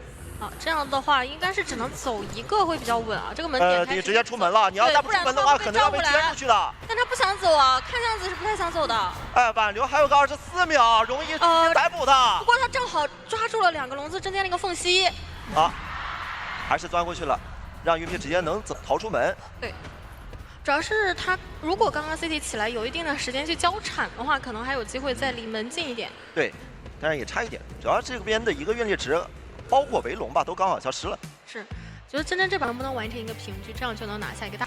线上的观众也是马基周围辐射到的这个控制。有一个回光返照跟没有回光返照区别还是蛮大的。上来先知道陷阱吗？先看一下。哇，开始了。把甲门直接封住，甲门直接出不去了。但是这边好像在看，他看来又没有过来。我觉得求生应该也知道你很多的一些极端点位啊。是的，你封了半天，这人可不在啊。是的，阿卡根本就没往甲门这边钻。阿卡白封了。没事，我还能接着封。然后控制台比较多。他在看这边有没有人，但看了好几下是没有人的。墓地这边是有看到有人了。对。他是想找一下谁呢？看一下，他现在想利用自己的能量去开个街，这样有了1阶之后，我再出去抓人会比较轻松一点。这里差一点点。星源现在在中间啊。有点危险的，你只是一个单飞轮。大空地手里有把枪，这个枪阿卡应该已经看到了。是的。哇，这这边2个人我的其实那边是过不去的。对，板子一盖，要准备交枪了，交枪直接转出去。主要是星焰也过不去。哎，星焰现在有点危险，看云了。他得交气象屏，但是这个还好贼过去了。是，还好高度够。是的。直接转到墓地。这个板子有点短啊，容易吃到抽刀的。而且这边是一个快踩，其实板区的话还是会直接闪现拿一刀先开接。没办法了。局势上没有扎到人，然后也没有说是能开到一些存在感，只能拿闪现打了。想划一下里面破1的人吗？还是先封一下星焰的一个走位？那边已经是走不了了。但这里还有云啊。对，这也是气象学家比较克制封眼的一个点啊，就是我能突出你的一个机关枪重围。这里再给他圈住。对，这里的话，因为你道具用完了，所以说这里没什么办法去牵制了，也不用交飞轮啊，还是交了，就拉远一点点。我看到这种战斗啊，我只能说是两边角色都是法力高强。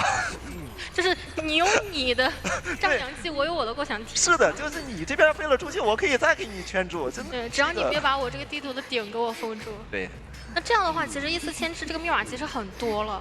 是。已经13台半了。点位还不好救呢。封眼的话，感觉贴脸会好一点点啊，不然的话容易会救不下来。是，外边密码机已经有个3台半。这贴了过来，在脸上，先封一波，封一波，再封一波，想卡这个人过半，先骗一刀，甚至想弹震慑，能弹到吗？没弹到震慑。但是打了木偶是比较多的一个状态。对。我想翻，不敢翻。信源过来想帮忙，这里已经把这个窗户给封掉了。哎呦，这是什么？这是一把信号枪，再加上一个手电筒啊！开始了，封眼最怕的一段。开始陪跑 OB 了。是的，一直照，你这里手上就没有办法去使用那些能量了。对你现在是被沉默的一个状态。你敢用吗？你用不了啊。对你得先处理到这个信源。打一刀也没关系。信源现在就是舍身陪君子了，我就陪你。我先把气象保活再说。现在就我能阻止你玩这个控制台了。对，你玩不了啊！我现在就是拿我这个命搭在这里，我就拖我外边队友破译密码机就行。因为外边还有谁呢？还有一个满状态的守门人，我还能过来进行救援。对的。哎，但是这里有点卡膜，没出刀。因为这边是个蓄力刀。对，所以说出刀会慢一点。手电筒已经没了。这边还是想再找一下外围的一个人，而且把2楼给封住了，让你上不去。是。刚刚好像看能量是有限的，不太够。这里能再补上吗？哇，翻下来了，把自己给圈住了。就是稍微我牺牲了一下我的一个状态。阿卡现在其实是有点急的，因为你一个封眼是最需要一个椅子上有人，而且手上必须要有节奏。其实你现在外边的状态虽说都是残的，但是距离有点远，你拿不到他们节奏。狗狗这边可能要被直接扎倒啊。能扎倒吧？扎倒了。那个地方应该是蛮能量的，甲门没太有人去过 S 版。可以去挂，挂了之后11就得贴过来了。也是看到13那边摸了一个镇定剂啊，可以把自己的状态调一下。没错。主要是椅子上有人的话，其实外面的人也修不了太舒服。这是11在帮你划一下这个能量。是的，可以说是帮他用掉了。对。多拖一下，椅子是守不了了。再封一下密码机。除非能打个震慑。那守门人的震慑还是会比较难啊。对的，只能靠预判。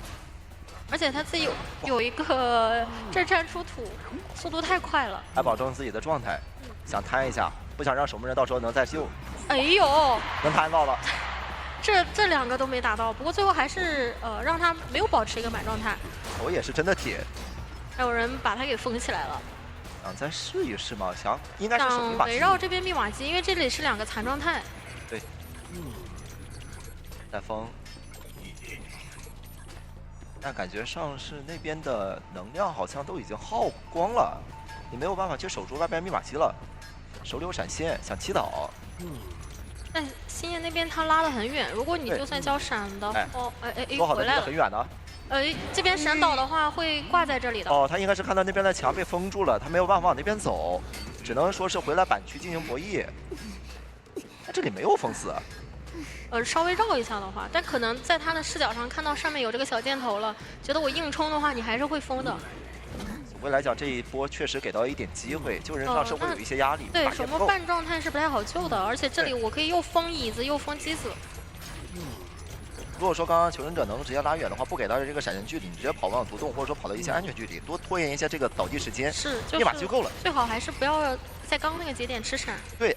更何况你还是一个2挂的，现在能好救吗？我感觉不太好救啊。不太好救，因为椅子前是有机关墙的。哎，现在就算把我弹开，但是你没有办法第一时间救人。这进不去，直接走了。对，2层，而且你的铲子快结束了，我觉得不如就他们直接亮了，然后把这个人卖掉。对，保证自己是一个满状态，3个满状态，你没有带挽留的监控者是有点难留人了。甲门这边的能量耗光了吗？好像还在，能封。哎，没封住。直接冲。哎，又没封住。啊，这一波还没封住，还能封啊，封住了，出不去了，是封住了。对，这个地方出不去了，而且但是门是已经开了的。这里还有能量，桥上能封住吗？扎了一下，现在只能靠他的一个机关枪把这个守墓人给留一下了。这不太好拦了，他已经跑到门口了，对，这边还没有看到位置，那这样的话是一个3跑。是 ACD 在第一局直接是完成了一个11这边是破译了164，救人1次填一个4抓。主要感觉这个看到了。那这样的话，前期有点拒绝版去博弈的。那前面已经看到了狗狗的一个位置，上来直接拉点拉到的是201窗，然后终点这边是没有密码机，所以去往了红马去修行眼这边。远程的一个双装惊喜没有上到，再给到了一个粘土，但也是让狗狗稍微绕了一下。这里防着反绕。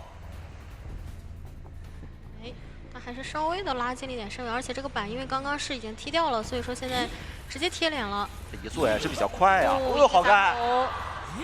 这样双重惊喜能废掉吗？好像能再布置1次。那现在身位有点远了，其实是需要抽的，没有抽到。没能打到。对，因为医生那边是有一些反制的范围啊，我可以提前预判到了。阿卡这边刚刚是有点着急，其实他可以直接绕场谢幕的。对，他刚刚没有交。自己想要再跟，还是没有上到啊！感觉真的是需要用绕场谢幕给他上到这个伤害，然后开启1阶。只给到了1次标记，身上还差个粘土以及干冰。哎，给到第2个过去也没有上到。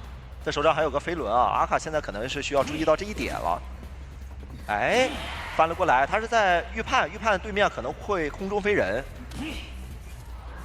有飞轮的规避掉吧？没规避掉，但有点不敢3，可惜了。对，现在就看这个粘土，打了脚，就是上不到。但这个焰火在这里，你没有办法自己扎这个针。对，就只能等他下一波转过来转盘。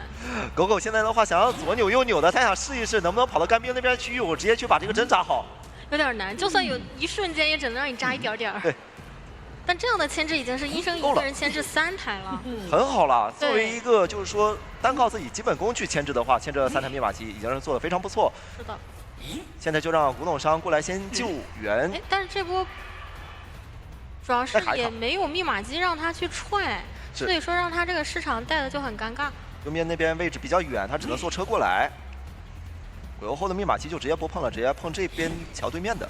让古董山先过来进行依旧，哎，想飞轮，同样把这个标记想破掉。监控者现在也没有着急出刀，打个双导先，让他们修的慢一些。早就倒了。现在的局面，求生者他不是一个能打4人开门战的局面，因为他第一个套的没有化险为夷嘛。对的，所以你自己的话还双倒了嘛，而且还能继续往回挂。如果有化险为夷，可能能倒远一点点。是，求生者现在只能去争着一个平面去打，佣兵肯定要过来给一个化险为夷。而且这台密码机会被踹掉。对。想给他先牵起来，因为现在要是再不牵的话，等一下他就自己起来了，帮忙给了医生这边的一些牵制空间。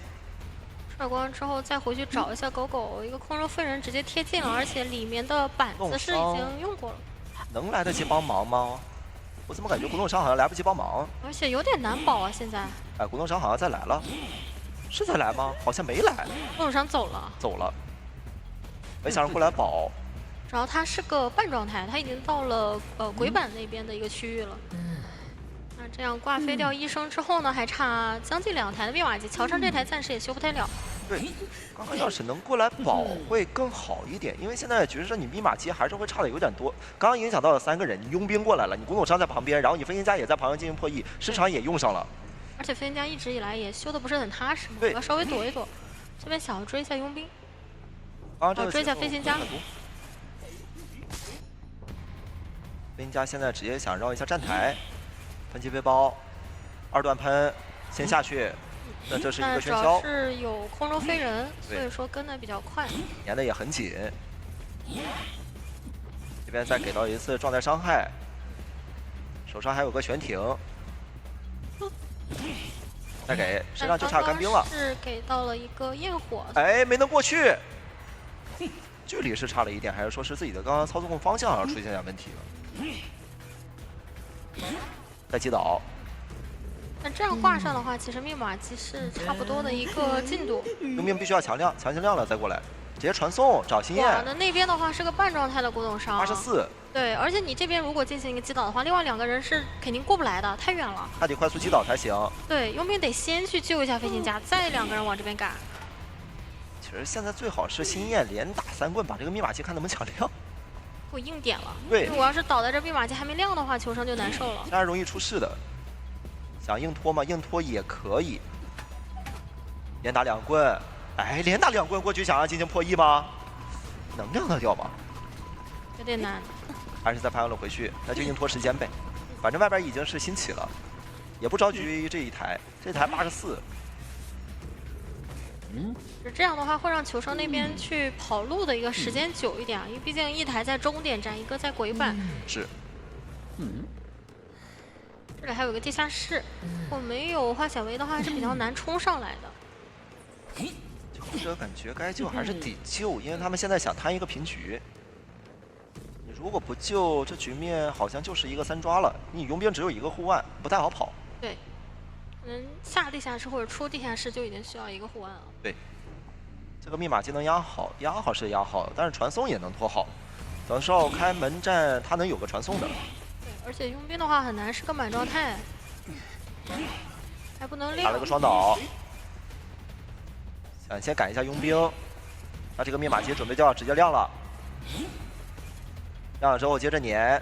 主要这个位置的话也没有什么很好的弹簧那个位置，还给锁住了，下面是个空地，就在这。大干冰，哇，给到了伤害。那现在古董商直接往终点门口冲，其实是有机会的，他身上还有机关枪的。但是主要阿卡手里有传送，对他有传送，他们应该也知道可能会被拦下。敢传吗？直接传了，传了过来之后，飞行家还是能有撑的时间的，他有带双弹，没有带挽留，他能在终点这边多牵制一些时间。对，反击还在。另外一边已经战士过去救人了，是云门过去把人救下来，2个人直接点起点战士一定可以平的了。这边是来不及过去的，开不了起点的人了，那边门是绝对能开。而且这边一直卡住你的转盘的一个夹缝啊。是，绕上千木。画上之后就是一个平局。对，有点过不去了。没办法，这种情况下有挽留才能改变一下局面。对，就可能你佣兵的话击倒的更快，然后这样的话卡了那个人有可能会被发现，会有一个3抓的面。是的。你没有带挽留，只有一个张狂加顶63秒救人2次。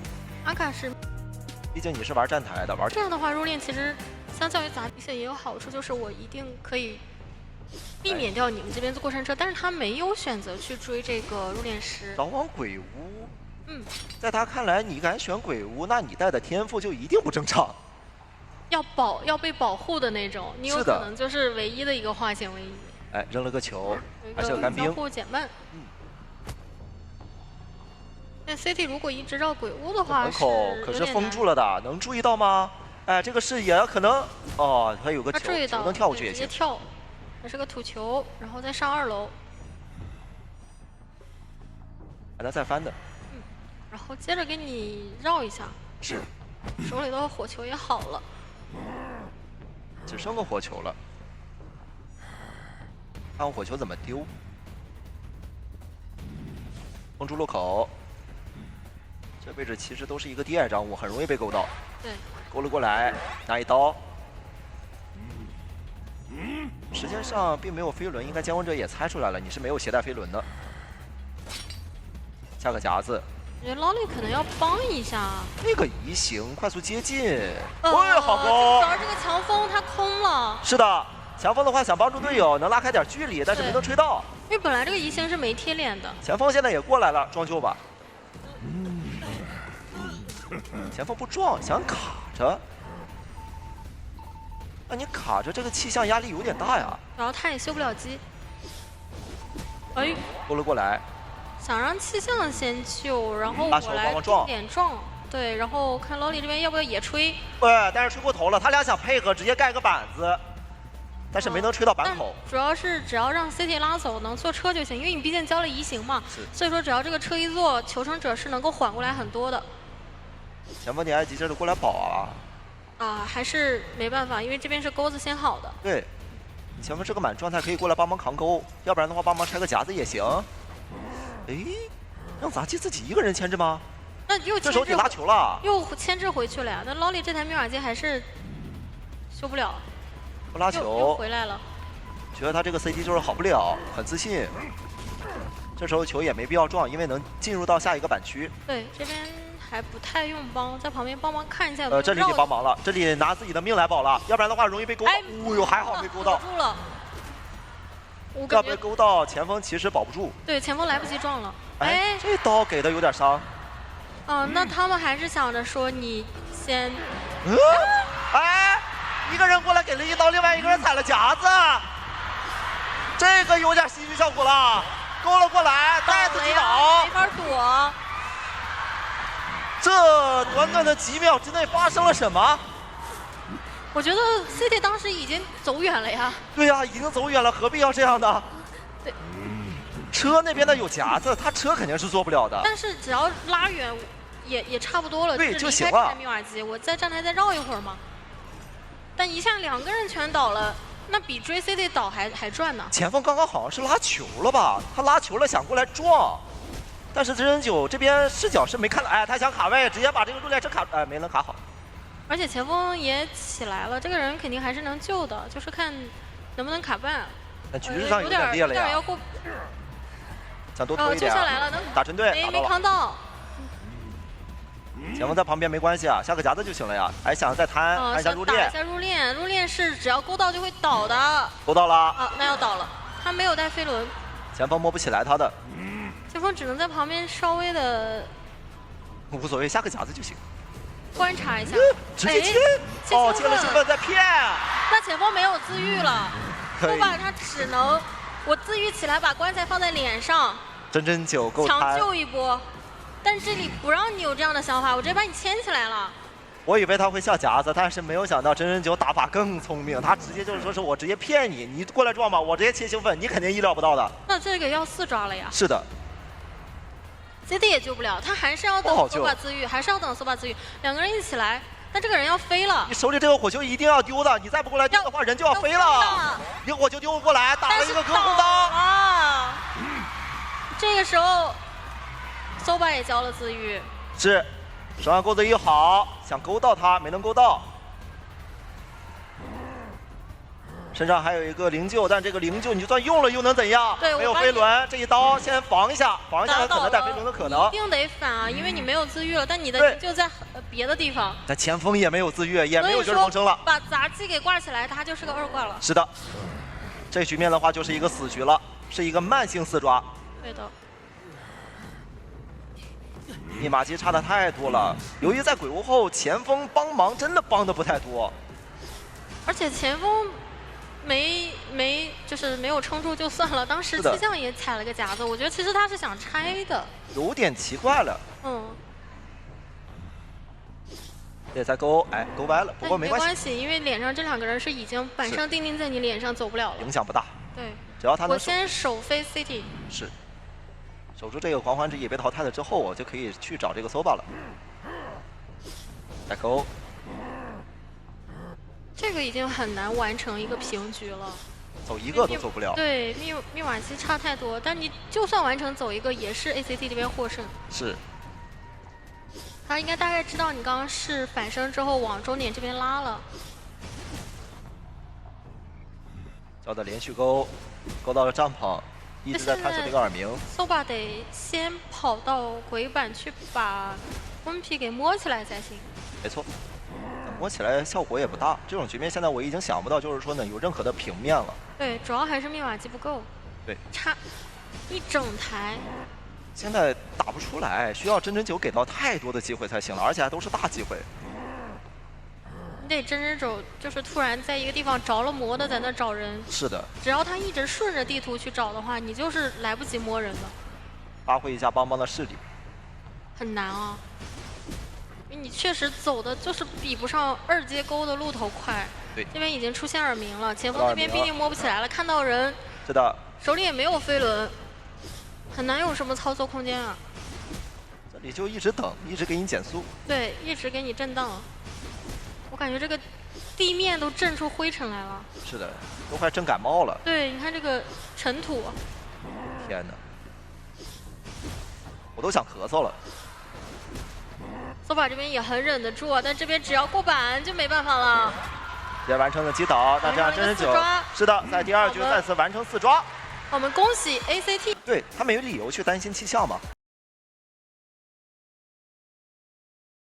这张地图也是有天然优势玉米地的位置。对，他们的一个救援压力其实没有那么大。我们来看一下海边出生 Sprinter 的选择是想要往花色方向移动，但是扭了一下。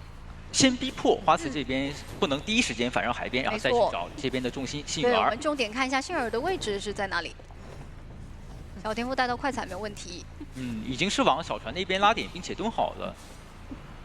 但是脚印是暴露了，所以是会进到一个追击节奏的。那起追节奏还是比较快的。对，就看小迪这边会许愿一个什么样子的道具。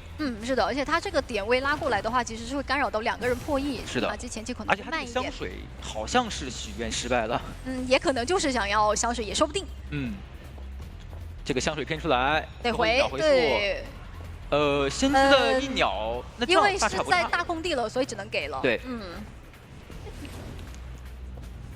加个留个隐喻，加个点。是的，这边慢翻很细节啊，因为慢翻是不爆点的。是的，直接回到脸上飞轮，但是有隔窗刀吗？没有，第一时间没反应过来。反应很快，对，小迪老师反应还是很快的。是的，但是这里不是很敢翻了，因为闪现好了啊！骗一刀再翻过去，我的天哪，又没有。但是因为可能前2次，然后被这样子的一个快速翻窗速度给占到了便宜，对，所以第3次翻窗的时候没有考虑到这个窗户它是有一个落地延迟的，它会比别的窗户多存在一个0.几秒的判定伤害范围。对 ，Sprinter 我感觉他当时到这个窗口的时候都有点犹豫要不要出这刀了，但想了一下还是出吧，结果就判定到了。没错。那这样子的话，真是有点就是起起又伏伏了。是的，是的。我们来看一下这一波的手语要怎么进行拦截。虽然是交了闪现，但其实提前出来拦截的话，去救援也不一定能够卡一个无伤。在贴近椅子救援之前，可能还会再吃一刀。对，但是还想多探一下星河的状态，那给到小迪一个比较好的拉点的身距。对，这边交出弹射，也只能在想转到前面中场的那个板区。但身上什么都没有，对，没法过去。鸟也已经是用掉了的，现在只能说倒到远一点的地方，然后让第2个化险为夷过来开。没错。但这样 Sprinter 他其实可以直接挂到中场的这个大石头，干扰一下中场。花瓷的话也得提前先找好位置。对，而且花瓷你的位置是知道的，我可以直接过来逼救了，因为你守门人肯定不可能过来救，先知也不可能，因为如果你过来的话，下一波突破口就直接找先知了。对，花瓷得尝试去把这个血线压住，因为现在电击它并不富裕。是的，是的。得交道具，先交一个喷气背包。是的，有刀飞轮了。飞轮，他是想用飞轮去规避一下这一刀，然后骗 Sprinter 打到椅子。是。现在再把化险为套出来，小迪也没打算说牵制了，就直接往角落去倒了，因为这个地方实在是进不了板。倒在大门海边这个地方，可以让挂椅子时间比较久，拖队友一个补状态或者是破译的时间。尽可能往里面去。那 Sprinter 的底牌也已经是切好了的。就目前局势上来说，密码机可能在幸运儿挂飞之后不会差的太多。对，可能还是得打一下拉扯，但是选择都在抢密码机，可能挂上的话还是会有某一台机子不够开。对，而且状态会比较惨，它会是一个隐患。没错，因为这里的话传送肯定是要好了的，都意识到了，敢破译的肯定是一个满状态的人。现在选择出来扛压。他现在是有一个飞轮的，但是因为没有翼鸟的缘故，再加上翼鸟会给他提供一个debuff。是，哦，这一刀给的很快，牵制压力还是比较大的。对，感觉好像还是得回去守一下密码机，不能让他们点开。哎，但是这边隐喻出现了一点失误。走就过去的话，围绕小船这台机子去打。是的，但是走过去这台电机好像是能开的。59开掉了，那可以下铲。奈奈那里已经是回来偷机子了。现在有一个问题，什么问题呢？就是你最后那台电机星河得撑到最后这台电机压好，如果压不好，最后一波救援是没有回光返照的。是的，这就是最大的问题，可能我觉得要直接亮了。对，得直接亮了。对，那花瓷看这个走位应该也是不打算救了。直接亮。你传送是刚刚交过嘛，所以说是暂时1时半我是好掉的。对，而且奈奈还得过来卡住这个耳鸣，奈奈我可以送给你。对。先确保说是我们2个人，不能2个人都走不掉。没错，一定要保证走一个人出门。是的，下一传送是转不好的，奈奈就把人往外面拉。前面的板手上还有一个飞轮，哎，提前交了要倒了。这个飞轮好像是出现一点失误，就回了一下头，可能就没顾好了。那这边，但是那边艺高人打大小还偷人，但是传送的话是有机会的，其实，因为你救下来了，定位了，2个人都得往外跑。是的。就看这波 Sprinter 能不能抓住机会排到脸上的花瓷。花瓷是原地蹲了下来，预判到这里是有人的。这边还有一个悬停。有悬停，道具怎么说？骗。先交飞轮，再交悬停。可是落地的话，好像还是能赶。衔接不上交互区。对。那已经拖了相当长的一个时间了。2道人皇步就是拖星河这边走大门了。是的。好在是前面点了门也是比较多一些，因为这里的话挂上来，如果前面没点过门是有机会管的。是的，这就是可能求生者在不携带回光返照时候的一个弊端。对。3抓。对的。其实艾维这个角色对于大副的就扎了进去，应该方向还是。所以说，不管白鹿这边选择追击谁，都是有一手保障的。对的，我觉得从天空上来看的话，是确实又防了跛脚，又防了艾维。这边方向上来说，14人的方向是往冒险家去的。是，还是有想法，但好像史密蒂没有第一时间躲起来，那我直接可以追你啊。是的，如果你露头的话，那我就这么大胆吗？其实。也可能是想扛压吧，但是这个身位可能不足以转进前面的窗区。对，马上要有刀的风险了。是的，而且你上面有一个逃骗了，你其实还不敢往那边转，等于是白鹿把你的点架住了。是的，信视度也来到了64，那就意味着什么呢？如果我下一口14人喷到了，可能就直接是一个速抓击倒节奏。对，这个闪现肯定是要省下来了的。好，再来一波包夹。但是他的冒险家小人书，喷但到了。是飞轮是好了的。最后要看一下有没有一个博弈机会。可能能吃出来闪现。是，但是飞轮是提前交了，那白鹿就把闪现交掉了。那这个击倒节奏的话，可以算是非常快了。艾维是非常能接受的，求生者不太能接受，因为你倒的是一个冒险家，你但凡是个像木偶师，我觉得可能会更好接受一些吧。而且冒险家这个角色，你如果说前期被击倒了，后期他控场的手段，就是求生者控场的手段会大打折扣。对。看一下，被迫摇出一段表来靠近脸上拖一下时间，差不多靠近了，再摇一段。想猛抽一下。对，趁你抽刀的这个空隙，然后把冒险家救下来。对，但这一波无伤救的话，只很赚。非常赚，对，还给冒险家这边提供了一点26的机会。没错，还可以转到下一个板区，而且因为你的闪现是交过了的，你只能说下逃骗过来按节奏的一组本相一下。对的，这个点的话，转进前面板区要对，但这一口没喷到，还有机会卡板，还防了一下回头，翻过来了，刀，直接2阶开启。可以说是这个博弈还是压力比较大的，因为如果说你回头看他，会被14人会被本体喷到，然后进行不了交互。是的，本身这个点位也会比较狭小嘛。这样他们是决定让大副再扛一波压，再来救一波。也可以，因为外面的话破译进度可能2个人会更快一些。是的。直接传到中场，想要看一下有没有机会摊一点道具什么的。等你靠近准备救人的时候，我再传回来。是的。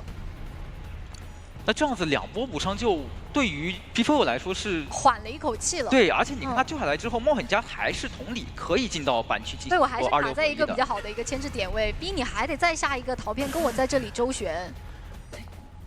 翻过去，但是被最后侵蚀度叠满给打断了。是的，那最后的话，密码机其实加起来总量的话差1台半，对，1台多一点点。白鹿这边的话，闪现还有20多秒，但是他的2阶是可以恢复好的。是的，就看这边 D4 又决定让气象学家来扛这个压力。其实都可以吧，我感觉现在木偶师也可以扛。对，是的。大副也还有道具，哇！但是这个2阶落地直接拿刀，那只能走了。对，现在的话，白鹿就打3边的一个控场。对，一个耗状态嘛，然后是的，自己的闪现拖出来了，那就看看有没有什么击倒节奏。没错，其实他们现在执行力还蛮快的，已经在开第3台机子了。气象学家趁你这个寄生 CD 的时候，赶紧给自己淋个暖雨，调个状态。对，也比较远，因为我知道你的伊森收回来了，你赶过来，我肯定已经回好了。Green 的话一直给到海边这台机子压力。这个地方可能会有一个板区的博弈的机会。姚叔怀表非常稳健啊，绝对不完全不给任何机会。你有一个杀星，你杀星一起，我直接交道具，你看不见我。这边看他密码机要慢慢蹭出来了。没错。前面的话有闪现，你是不太好进行一个交互的。是的。得计算到白鹿这个闪现是已经好了。没错，虽然他们其实现在留了一个3连，但是有一台机子在楼上，白鹿是不太好管。对，提前摇出路易。但这个路易的话，并没有把这个侵蚀度给叠满，可能收益不是那么大。没错，那没关系，你要传走的话，我这个侵蚀度能掉，然后让我的队友再来扛压。狼烟自己状态是已经回满的，其实白鹿这个闪现我感觉不是很好交。一直没有一个击倒的时机。对。你像现在如果闪现开气象学家，他又可以去在远处淋个暖雨。决定先再控一下大船。是的，但这样密码机其实已经蹭到了60多。传过来。哎，但这边有个落地刀的机会啊。哎呦，那这个闪现有地方交了。对，前面可能跳下这个大船之后就有一个闪现身位了，就感觉可以交了。怎么说？甚至可能不需要交闪现就可以平地击倒。因为他们现在其实机子是不太够的。但这样的话是能够拖出一定的时间的。那这波对于 B4 来说，他可能会有一点亏，因为他并没有吃出来白鹿这边的闪现，并且给到了一个上瘾节奏。对，其实白鹿也知道说你们可能机子2边都在开的话，差不多压好了，他自己可能对密码机的掌控是更好的。先给个陶片。但这木偶是不怕呀。对，他得顶着这个压力去把这台电机压好。是的。传过去，摇出路易。直接提前把路易给摇出来。再本体下一下。是的。哇！博弈震慑到，但是还好是木偶师。没错，还可以回比较好的一个状态，但这里没法摇。那这样子，他开门阵还是有一个求生者在手里的，那还是非常好管门。因为你手上还有闪现在。对。这边。那我觉得他们就是要不就执行走一个原则，我2边门同开。狼焰也是顶住压力，就是想顶压力，然后直接头铁点这边大门。是的，道具还是有的。好，屏幕一黑，赶紧往外走了。哎，看你签了。那我走，那我来。对，直接画出一层腾云。腾云驾雾走了，现在再去管终点吗？管小门好像有点管小门的话，感觉有点管不到。对。闪现过来击倒这边的气象学家。是的。你木偶师交出自喜，那我就能锁定你的位置，先挂气象学家。然后再尝试用这边的1-4人，然后看能不能拦截一下木偶师。对。都在跟时间赛跑。那大副那里的话是已经给开完一个点开了，直接走。对，好，现在再排一下木偶师的位置。就看这个2阶。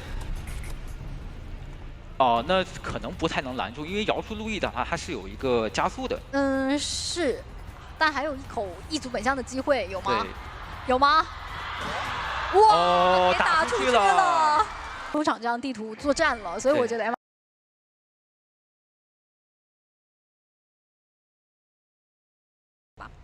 马上看一下，选择是找 Green 打击演员，已经拉点往大门废墟来了。速度还是很快，因为你看这边地图改过之后，对，第一颗球就会被逼得很早，没错，直接快踩的压迫感也很强。你现在道具是还在 CD 的，还好是吃到了这个冰冻球的减速啊，然后可以成功进到下一块庄区。对，现在球还没交。白鹿影音这边也是出现了一点失误。只能硬跟留了个影子，但是位置还拉得比较开啊。对，现在他有一个问题，就是他是没有携带风窗的。是。打解员可以凭借自己在这个地的反应力方玩很久，往外跳，可以绕开火球的位置进到板区，感觉有一刀。对，而且回身盖板并没有盖到。是。我觉得他当时是预判了白鹿这边携带了风窗，所以没有决定跟他玩双狙。对。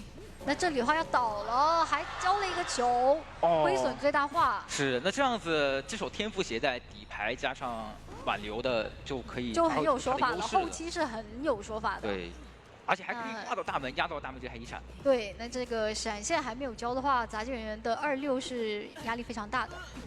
看一下第一波救援是谁？应该是这边的狼烟。感觉可以两边拉扯一下，谁有机会谁就救。哎，这边给到压力的话，哎，扛刀还是非常木压非常精彩。对，再回过来，不给你无伤，先打一刀大副，然后调一下状态。是的，那这样 Green 的话是可以拉到大房去牵制，看能不能逼出来闪现。好像走位有点失误，又要倒了。对，这边没有去衔接上最近的这块板区，导致闪现还是没有吃出来。是的，刚刚应该是想回头看一下白鹿的位置，但白鹿的方向来的实在太快了。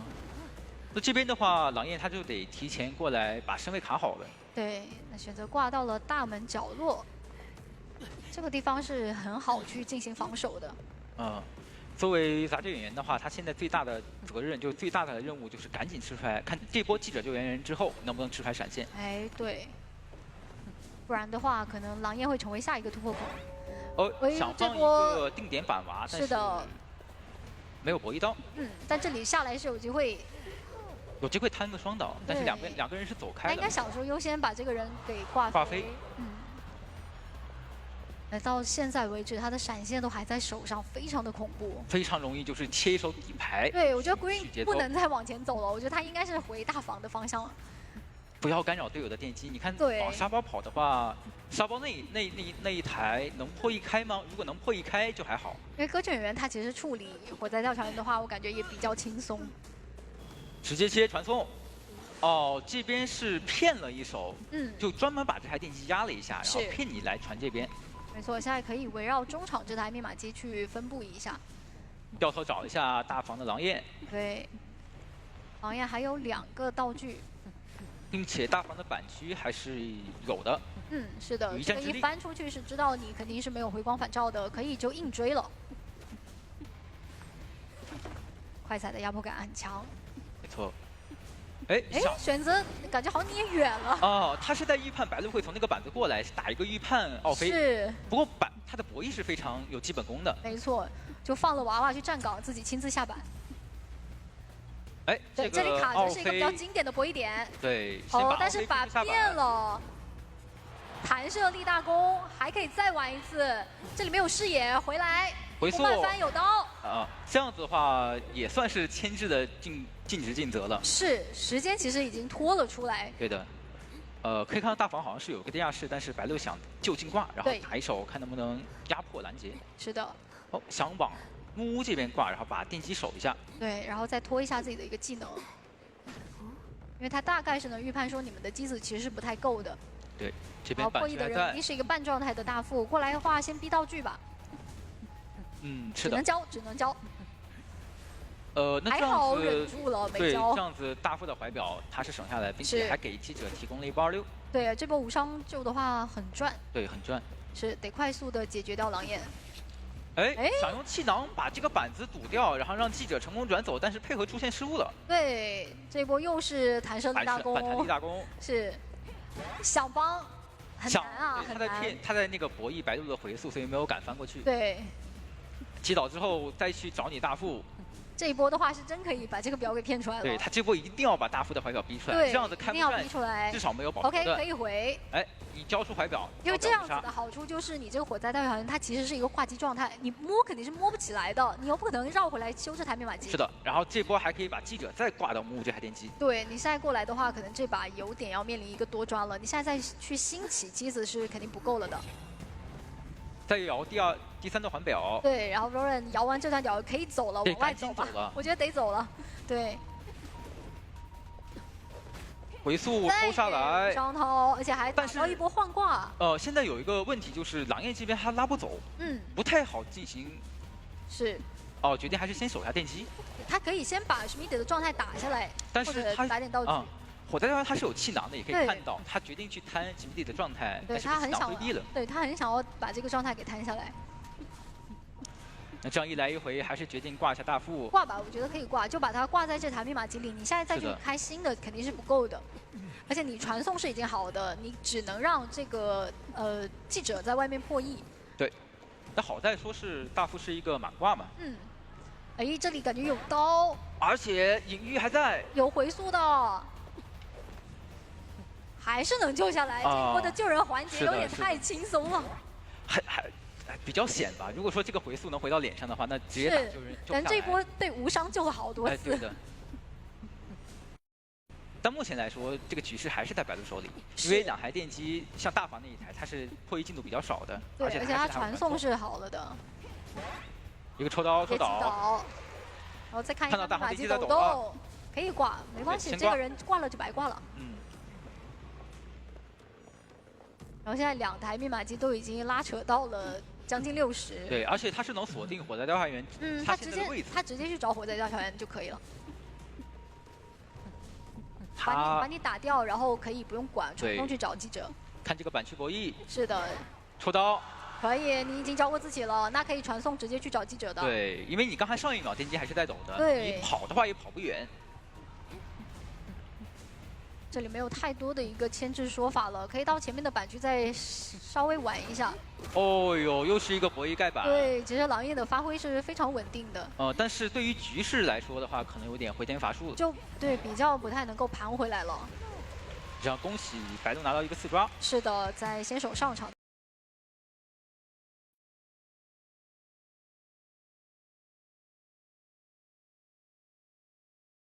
伊森召唤出来，往中场来移动，看一下本体是往哪个地方去压迫。本体是往沙包的方向来。这边星河是知道会给陶片的，所以没有第一时间破译。不着急啊，对。本体是来驱赶一下小迪，奈奈是先把直接摸了个箱子，摸了出来，对。对。而且你看他是一个枪一个怀表，战斗能力拉满，他现在成为了全场最能溜的求生者。是的，还是选择找这个幸运儿。哎，在追击幸运儿的时候，给佣兵想给个陶片，降低一下破译速度。嗯，他们这把是要打道具大战啊。对。开局先摸一下。也算是把四合院的箱子摸出来，这样子奈奈转到四合院的时候有一个续牵制手段。对，我稳定会给你留道具嘛，留你的护腕。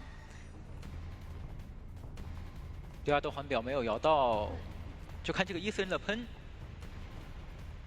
闪现也好了，但是没有闪现身位，感觉还是得跟一段路才行。他现在不敢贸然闪现，因为幸运儿的飞轮还在。没错，得先下出来。直接开枪，不给机会，不给你闪现。完全对，把你的闪现的身位给拉开，但是一组本相是吼刀了一下，身位进了有刀，还想要等一下飞轮。是的。奈奈也知道这个地方其实没有那么好交飞轮。对，那下波伊斯人技术好了，开始要去换道具了。对，要看看星河给奈奈摸出了什么道具。直接拿他的那个2个护腕。对，护腕。最开始直接闪现飞轮，直接弹衔接护腕，根本追不不上。是的，他们就已经想好要打这个道具大战了。对，这个战术安排算是打得非常好啊。没错，他就是一个不倒翁嘛。我以不倒为主，我可以让佣兵多花点时间去摸。对，再交出这边的窗弹，继续拉点。伊斯人的喷到被击倒。是的，就虽然看起来花了蛮多时间，但因为佣兵摸箱子了，对，没有破译了，所以整个马级的话也没那么够。2台半。对，对，还有一个比较尴尬是，其实这一把的 Sprinter 他的闪现用的还是比较早的。对的。来看一下这一波救援，其实也没有太多说我去跟你打一个提前拦截的说法，佣兵是可以去拖的。然后本体去卡一下，想博弈一个震慑吗？或者打针对了，打到针对。那救人还是很稳健的，只是让 Sprinter 拿到了1刀。是的。因为他们现在 MRC 的任务就是保平或者跑一个就可以嘛。对，反而是 Sprinter 得想办法说我在确定你往哪里倒的时候，伊森看一下有没有机会出去干扰一下。对的。这把伊森做的事情可能会偏少一点了，去看一下吧。而且四合院的电机的话，可能也不太能守住了。对，来到一个80。对，还没有打算出去找人去寄宿。并且奈奈这边他其实还是有3次牵制手段的，就2次牵制手段，他还有一个互换。对，这个互换如果弹不出来，甚至可以让星河在2次利用捡回来。就讨论一下。对，讨论一下怎么去安排这个互换。华慈带着他的枪准备来营救奈奈了。对，手上还有一个道具的说法。那这杆枪就很关键了，因为救下来的话，其实整体密码机就会来到最后的60%。直接开枪。直接开枪，哇，这也太稳健了吧！是啊，就是空军这个角色的收益嘛。嗯。晕的也会比较久一些。奈奈的话得先用飞轮突，哦，先直接弹互换，先弹互换，对，直接把这个2阶距离出掉。那这样子的话，牵制时间就拉起来了，因为你是刚寄宿过这边的奈奈，没有特别好的贴近幸运儿身位的手段。对的，现在还是只能说本体去跟了。现在幸运者还是蛮需要说赶紧先完成一波减员的。不过奈奈这边还是有飞轮的，就看这个飞轮能不能预判到这波闪现。对。翻窗过去，直接闪现了。一个定点交互。但好消息就是我开战前把这个闪现给吃出来了，求生者会很好去盘剩下的机子的。哎，而且你在挂幸运儿的时候，电机也是可以直接通电的。对。好，那求生者也不用着急。小李老师，我要么就可以问你挽留，对，给压力。是的。你敢来抓我，我小门就走了。我有灵柩啊，我不怕。我感觉小迪现在就是为所欲为。是。你闪现招过了，只要我能进到交互点，你就没有击到我的手段。是的，那求生者的话就是想要等一下，看能不能把这个挽留的时间给拖过去了。来到了一个比较经典的艾维3人控场的局面，两边门同守。是1-4人站住大门，然后本体传到小门。是的。一点都不慌啊！你看他是小李老师有着灵柩，所以他就大胆点门。因为我也知道你的一个逻辑，你肯定是得把1-4人先收回来了，不需要才可以往外传。我保平就可以了。对。门还是偷偷摸摸给点到了70多。这边这2个血后的也不着急。其实他们现在就可能也是看过，我不知道小迪老师有没有看过这边的花瓷。如果看过的话，其实空军这边也可以稍微大胆一点点门。是。再骗，再逃骗你的骗，然后你一传，我直接在边缘，然后直接走开。对。没有机会呀，对，因为你闪现交过了。最敢出来给你抛头露面的那个人。你就算能传到，只要2级侵蚀度叠不满，那就不会有击倒手段。是的，而且他闪现可能会来的比较晚，挽留可能结束了，对吧？挽留要结束了，闪现都没好。对，所以现在对于 Sprincer 来说，他反而是比较急的那一个。他急，他需要快速击倒。是的。否则挽留时间拖过去之后，有机会3跑的。对，你毕竟有无刃射，就可以挪失嘛。对，找一个人开刀吧。但是找星河开刀，它并不是一个明智的选择。是。那小迪这个灵柩声时不时出来，感觉让人心很揪得慌。再给一个逃骗继续控，但挽留只有3秒了。对。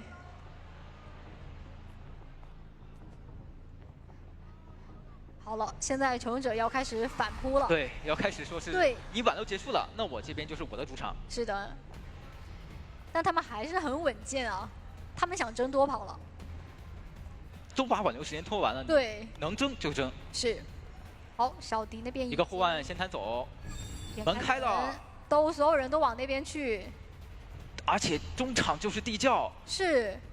花瓷和星河其实可以考虑他呀。对，你可以考虑一个人走门，一个走窖，甚至可以2个人一起走门。对，被拖掉了。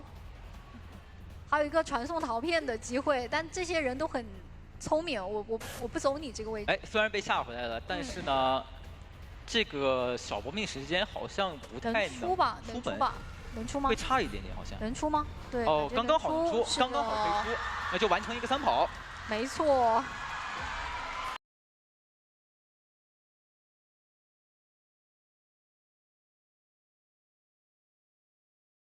去那边去牵制了。哎，朝着大幅的方位去了。对。好像往中场扭了一下。想要找一下小迪的气象学家吗？想一想，还是回头，还是找这边不太有卡寻行者能力的求生者。对。小天赋追猎狂暴没有什么问题。给到寄生，架住花瓷点位。但是有点不太敢翻，得博弈这个奥飞。哦。哇，那这一波的话就拿的还是挺快的，因为他是花瓷这边是没有携带一手飞轮的，对，不太好进行一个卡狗。没错。咬到了，其实星河是没办法去帮忙的。对，这边第一口狗翻过来卡。但第二口狗怎么卡呢？是选择要想进行一个扛刀。那我觉得其实就算打到大副，对，是那么赚。就算打到大副 ，Splinter 也可以接受，他甚至更能接受，因为身上还有狗在的。那这把的击倒节奏非常快了，并且星河这边的密码机也处于一个停滞状态。对，他压到你这里，其实 Splinter 是完全可以开始逼救了的。咬出怀表，确保说是这个血线能压住，因为记者他的外在特质导致他做狂欢之椅的时间会更久。哎，看你放狗，直接放狗下来，肯定是要多摊一些状态的。然后再用信徒站一下大门电击，不让你破译那么舒服。就让你挂机啊。对。他现在节奏很好，他只用针对这个记者，不要给他26机会就可以。没错，你花瓷身上是挂着一个寄生的，我现在来看星河，哇，很稳健，状态是。可星河也没有太多办法，这个地方怀表还在 CD 中。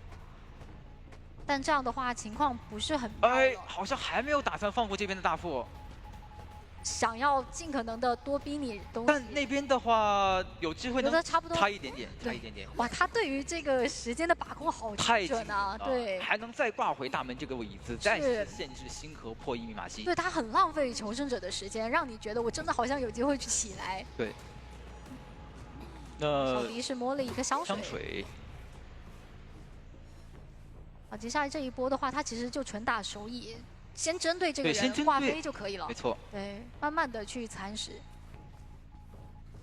卡的身位被发现，先补上寄生。这个寄生也是封住了撤退的道路。对，让你只能说往圣诞树的这边转。持刀救下来。是。没有使用拖一下这个强风进行一波辅助。还在绕。哦，这个侧刀是打到了奥飞。是的。那这样的话，倒是可以转到前面的板区去再玩。这里的花瓷看看能不能有机会把这个底牌给吃出来。对，吃出来闪现的话，那后期好盘很多。对，续节奏能力就没有那么强了。没错。但现在的道具 CD 也已经是拖好了的。进到大房这块板区，这块就属于稍微安全一点的地段了。对。放个奥飞，扛个刀。是，但是身上是挂有。应该是能卡这一口狗的。抢窗能不能抢到？抢到了。抢到了，那就倒了。很细节啊，知道你要来卡狗了，赶紧。太会打了，已经有一段时间没见到他的弩了。哦，甚至直接切了一个。对。但还好有个暖雨，可以把这个。再补回来。补回来。也不亏，对于。求生者这边来说，现在就是一个人挂飞，但是你机子还是不太够的话，Splinter 就可以开始去打你们的状态和道具了。对，这边画出一个3级层云，很尴尬，这里要进行双包夹了，有可能会被大房里面的信徒。还好，强风规避了这一点，非常快。是的，是的。那现在密码机是来到最后的一台，但是这边信徒是有闪现的，是好了的，直接落地闪，哇，快速击倒，这么熟练吗？然后再赶紧控本体，对，去管一下密码机，逼你们多开。奈奈这里已经准备想来做 OB 了，那没关系啊，我这个人先放在地上待一会儿，我先给星河那边让他做点事，对，让他做点事情。这蛇标一起，你只能走了呀。这边还有拿平地刀的机会啊，因为它是一个双信徒包夹。对。给到一刀，但是原生还在大门，所以还是破不了电击。没错。好在说是这边小迪的被奈奈给摸起来，拖了起来，一个自起，再拖了一个擦刀的时间。那边可以再补状态。对，那下其实奈奈的位置比较尴尬，他就是只能守着小迪，看一下能不能用 OB 拖出一点时间。但星河这边的话，就是一直被这个寄生赶来赶去。对，前面的交互点可以进，那还好。但是第2圈的话，想击倒可能要跟上了，对。咬出怀表，那 OK 逼好了，那我就直接差不多出去找别人了。对，我把你的道具逼掉了。也可以看到他们 MRC 求生者就小迪和奈奈这波，把这个局势又给盘活了，通过勘探员的这个外在特质快速治疗。他太想去击倒星河了，就导致外面那边的话是有机会抓到了空子。对对对，打拉扯的。满磁铁的勘探员还是给到 Sprinter 比较大的压力的。哎，后面的幸福包夹过来。那新的机子是已经开到了40。前面的交互区可能有一个博弈抽刀的机会。但星河其实拖了蛮长的一个时间了的。对，还吃出来了寄生。对，而且还把自己带离了遗产，这样等于就是外面2个人一直都在开机子的话 ，Sprinter 他其实是比较难控的。你选择一台，我另一边的人就过来救了。而且你看电机，小李老起的电机是哪台？是角落机，对，最远的一台。你就算现在蛇体去赶过去控场，也来不及了。对，现在只能打这波手艺，看能不能逼救。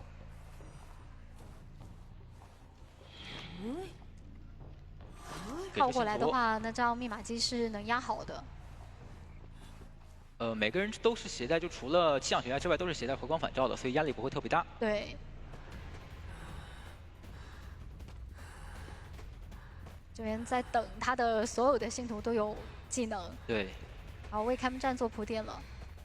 这边能博弈救下来之后再扛一刀，肯定最好。对。这样子拖气象学就拖另一个人的开门时间。是。那这样打到针对直接亮，还是有机会，因为现在没有人能及时贴门。是，让寄生信徒去跟着星河，然后原生去跟着奈奈。走到前面板区有个闪现，有闪现，对，想博弈，直接闪现过来，不给任何机会。小门的话，小迪已经是贴到了。对。但因为压机的地方会比较远，对，感觉士兵者是能赶到的，他可以把信徒补到气象学家的旁边。是。80多，看能不能强风吹最后一下。但好像是能开啊！哎，极限，差飞轮，已经97了。对。有个强。直接往外拉走，但是好消息就是你这个门守住了，求生者就得重新去算一下。小迪很聪明，他是用强风绕回来，然后想把这门强行点完。极限点开了，有机会爬吗？能签吗？能爬吗？差一点。哇，那这样的话，奈奈的位置就很不好救大了，直接一个闪现击倒。那这样要拿下一个4抓了。哇！我总觉得在看失之毫厘，差之千里。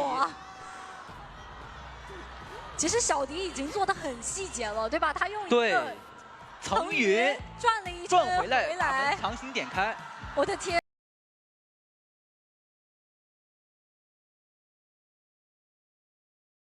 对，但好像还是想要拿这个入殓师开刀。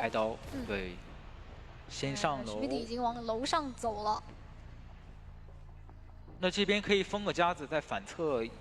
再从外侧进行一个包夹，选择封在了这个空口，然后低头再卡一下狩猎本能，把灵柩放出来，然后可以考虑转走，因为大房已经被夹子给封住了。是的，到大房角落这个板区，哎，感觉打到有刀了，而且钩子还省下来，就是意味着什么呢？我还可以再利用钩锁第2代贴近身位。对。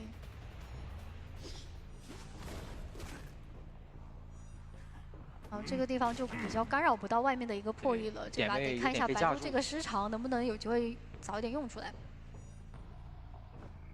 哎，骗个红光，哎，那把它卡到这里的话，其实没有太多的一个牵制空间了。哎，有刀了。那这样子的话，好消息是什么呢？好消息是，虽然说我这边好消息是我这边快速击倒了，但坏消息是，它这个点位离能踹的电机会比较远一点。太远了，是的。直接肯定是自己先反一波，然后外面全部都在破译，而且幸运是摸了娃娃再补一下密码机的进度的。对，这就回到我们刚才开局说的那个话题，你携带的是一手失常，如果你要针对入殓师的话，你确实能保证一个快速击倒，但是不能保证这个技能发挥出作用。没错，那飞轮把夹子给冲掉，下来了还能够再继续牵制。这边勾手还有3秒 CD，好像是可以翻掉这个。走脸得往回走，哎，进死路了。那这样子26空间反而是给到了这边入殓师啊。对，就等于自己带了化险为夷。还在绕。鹿头真的很不喜欢这种可以绕比较大的一个建筑物。我的天啊，史密迪把这个时间给拖了出来了。击倒，对，有个地下室，但是现在挂地下室的话，求生者可以选择不救。是。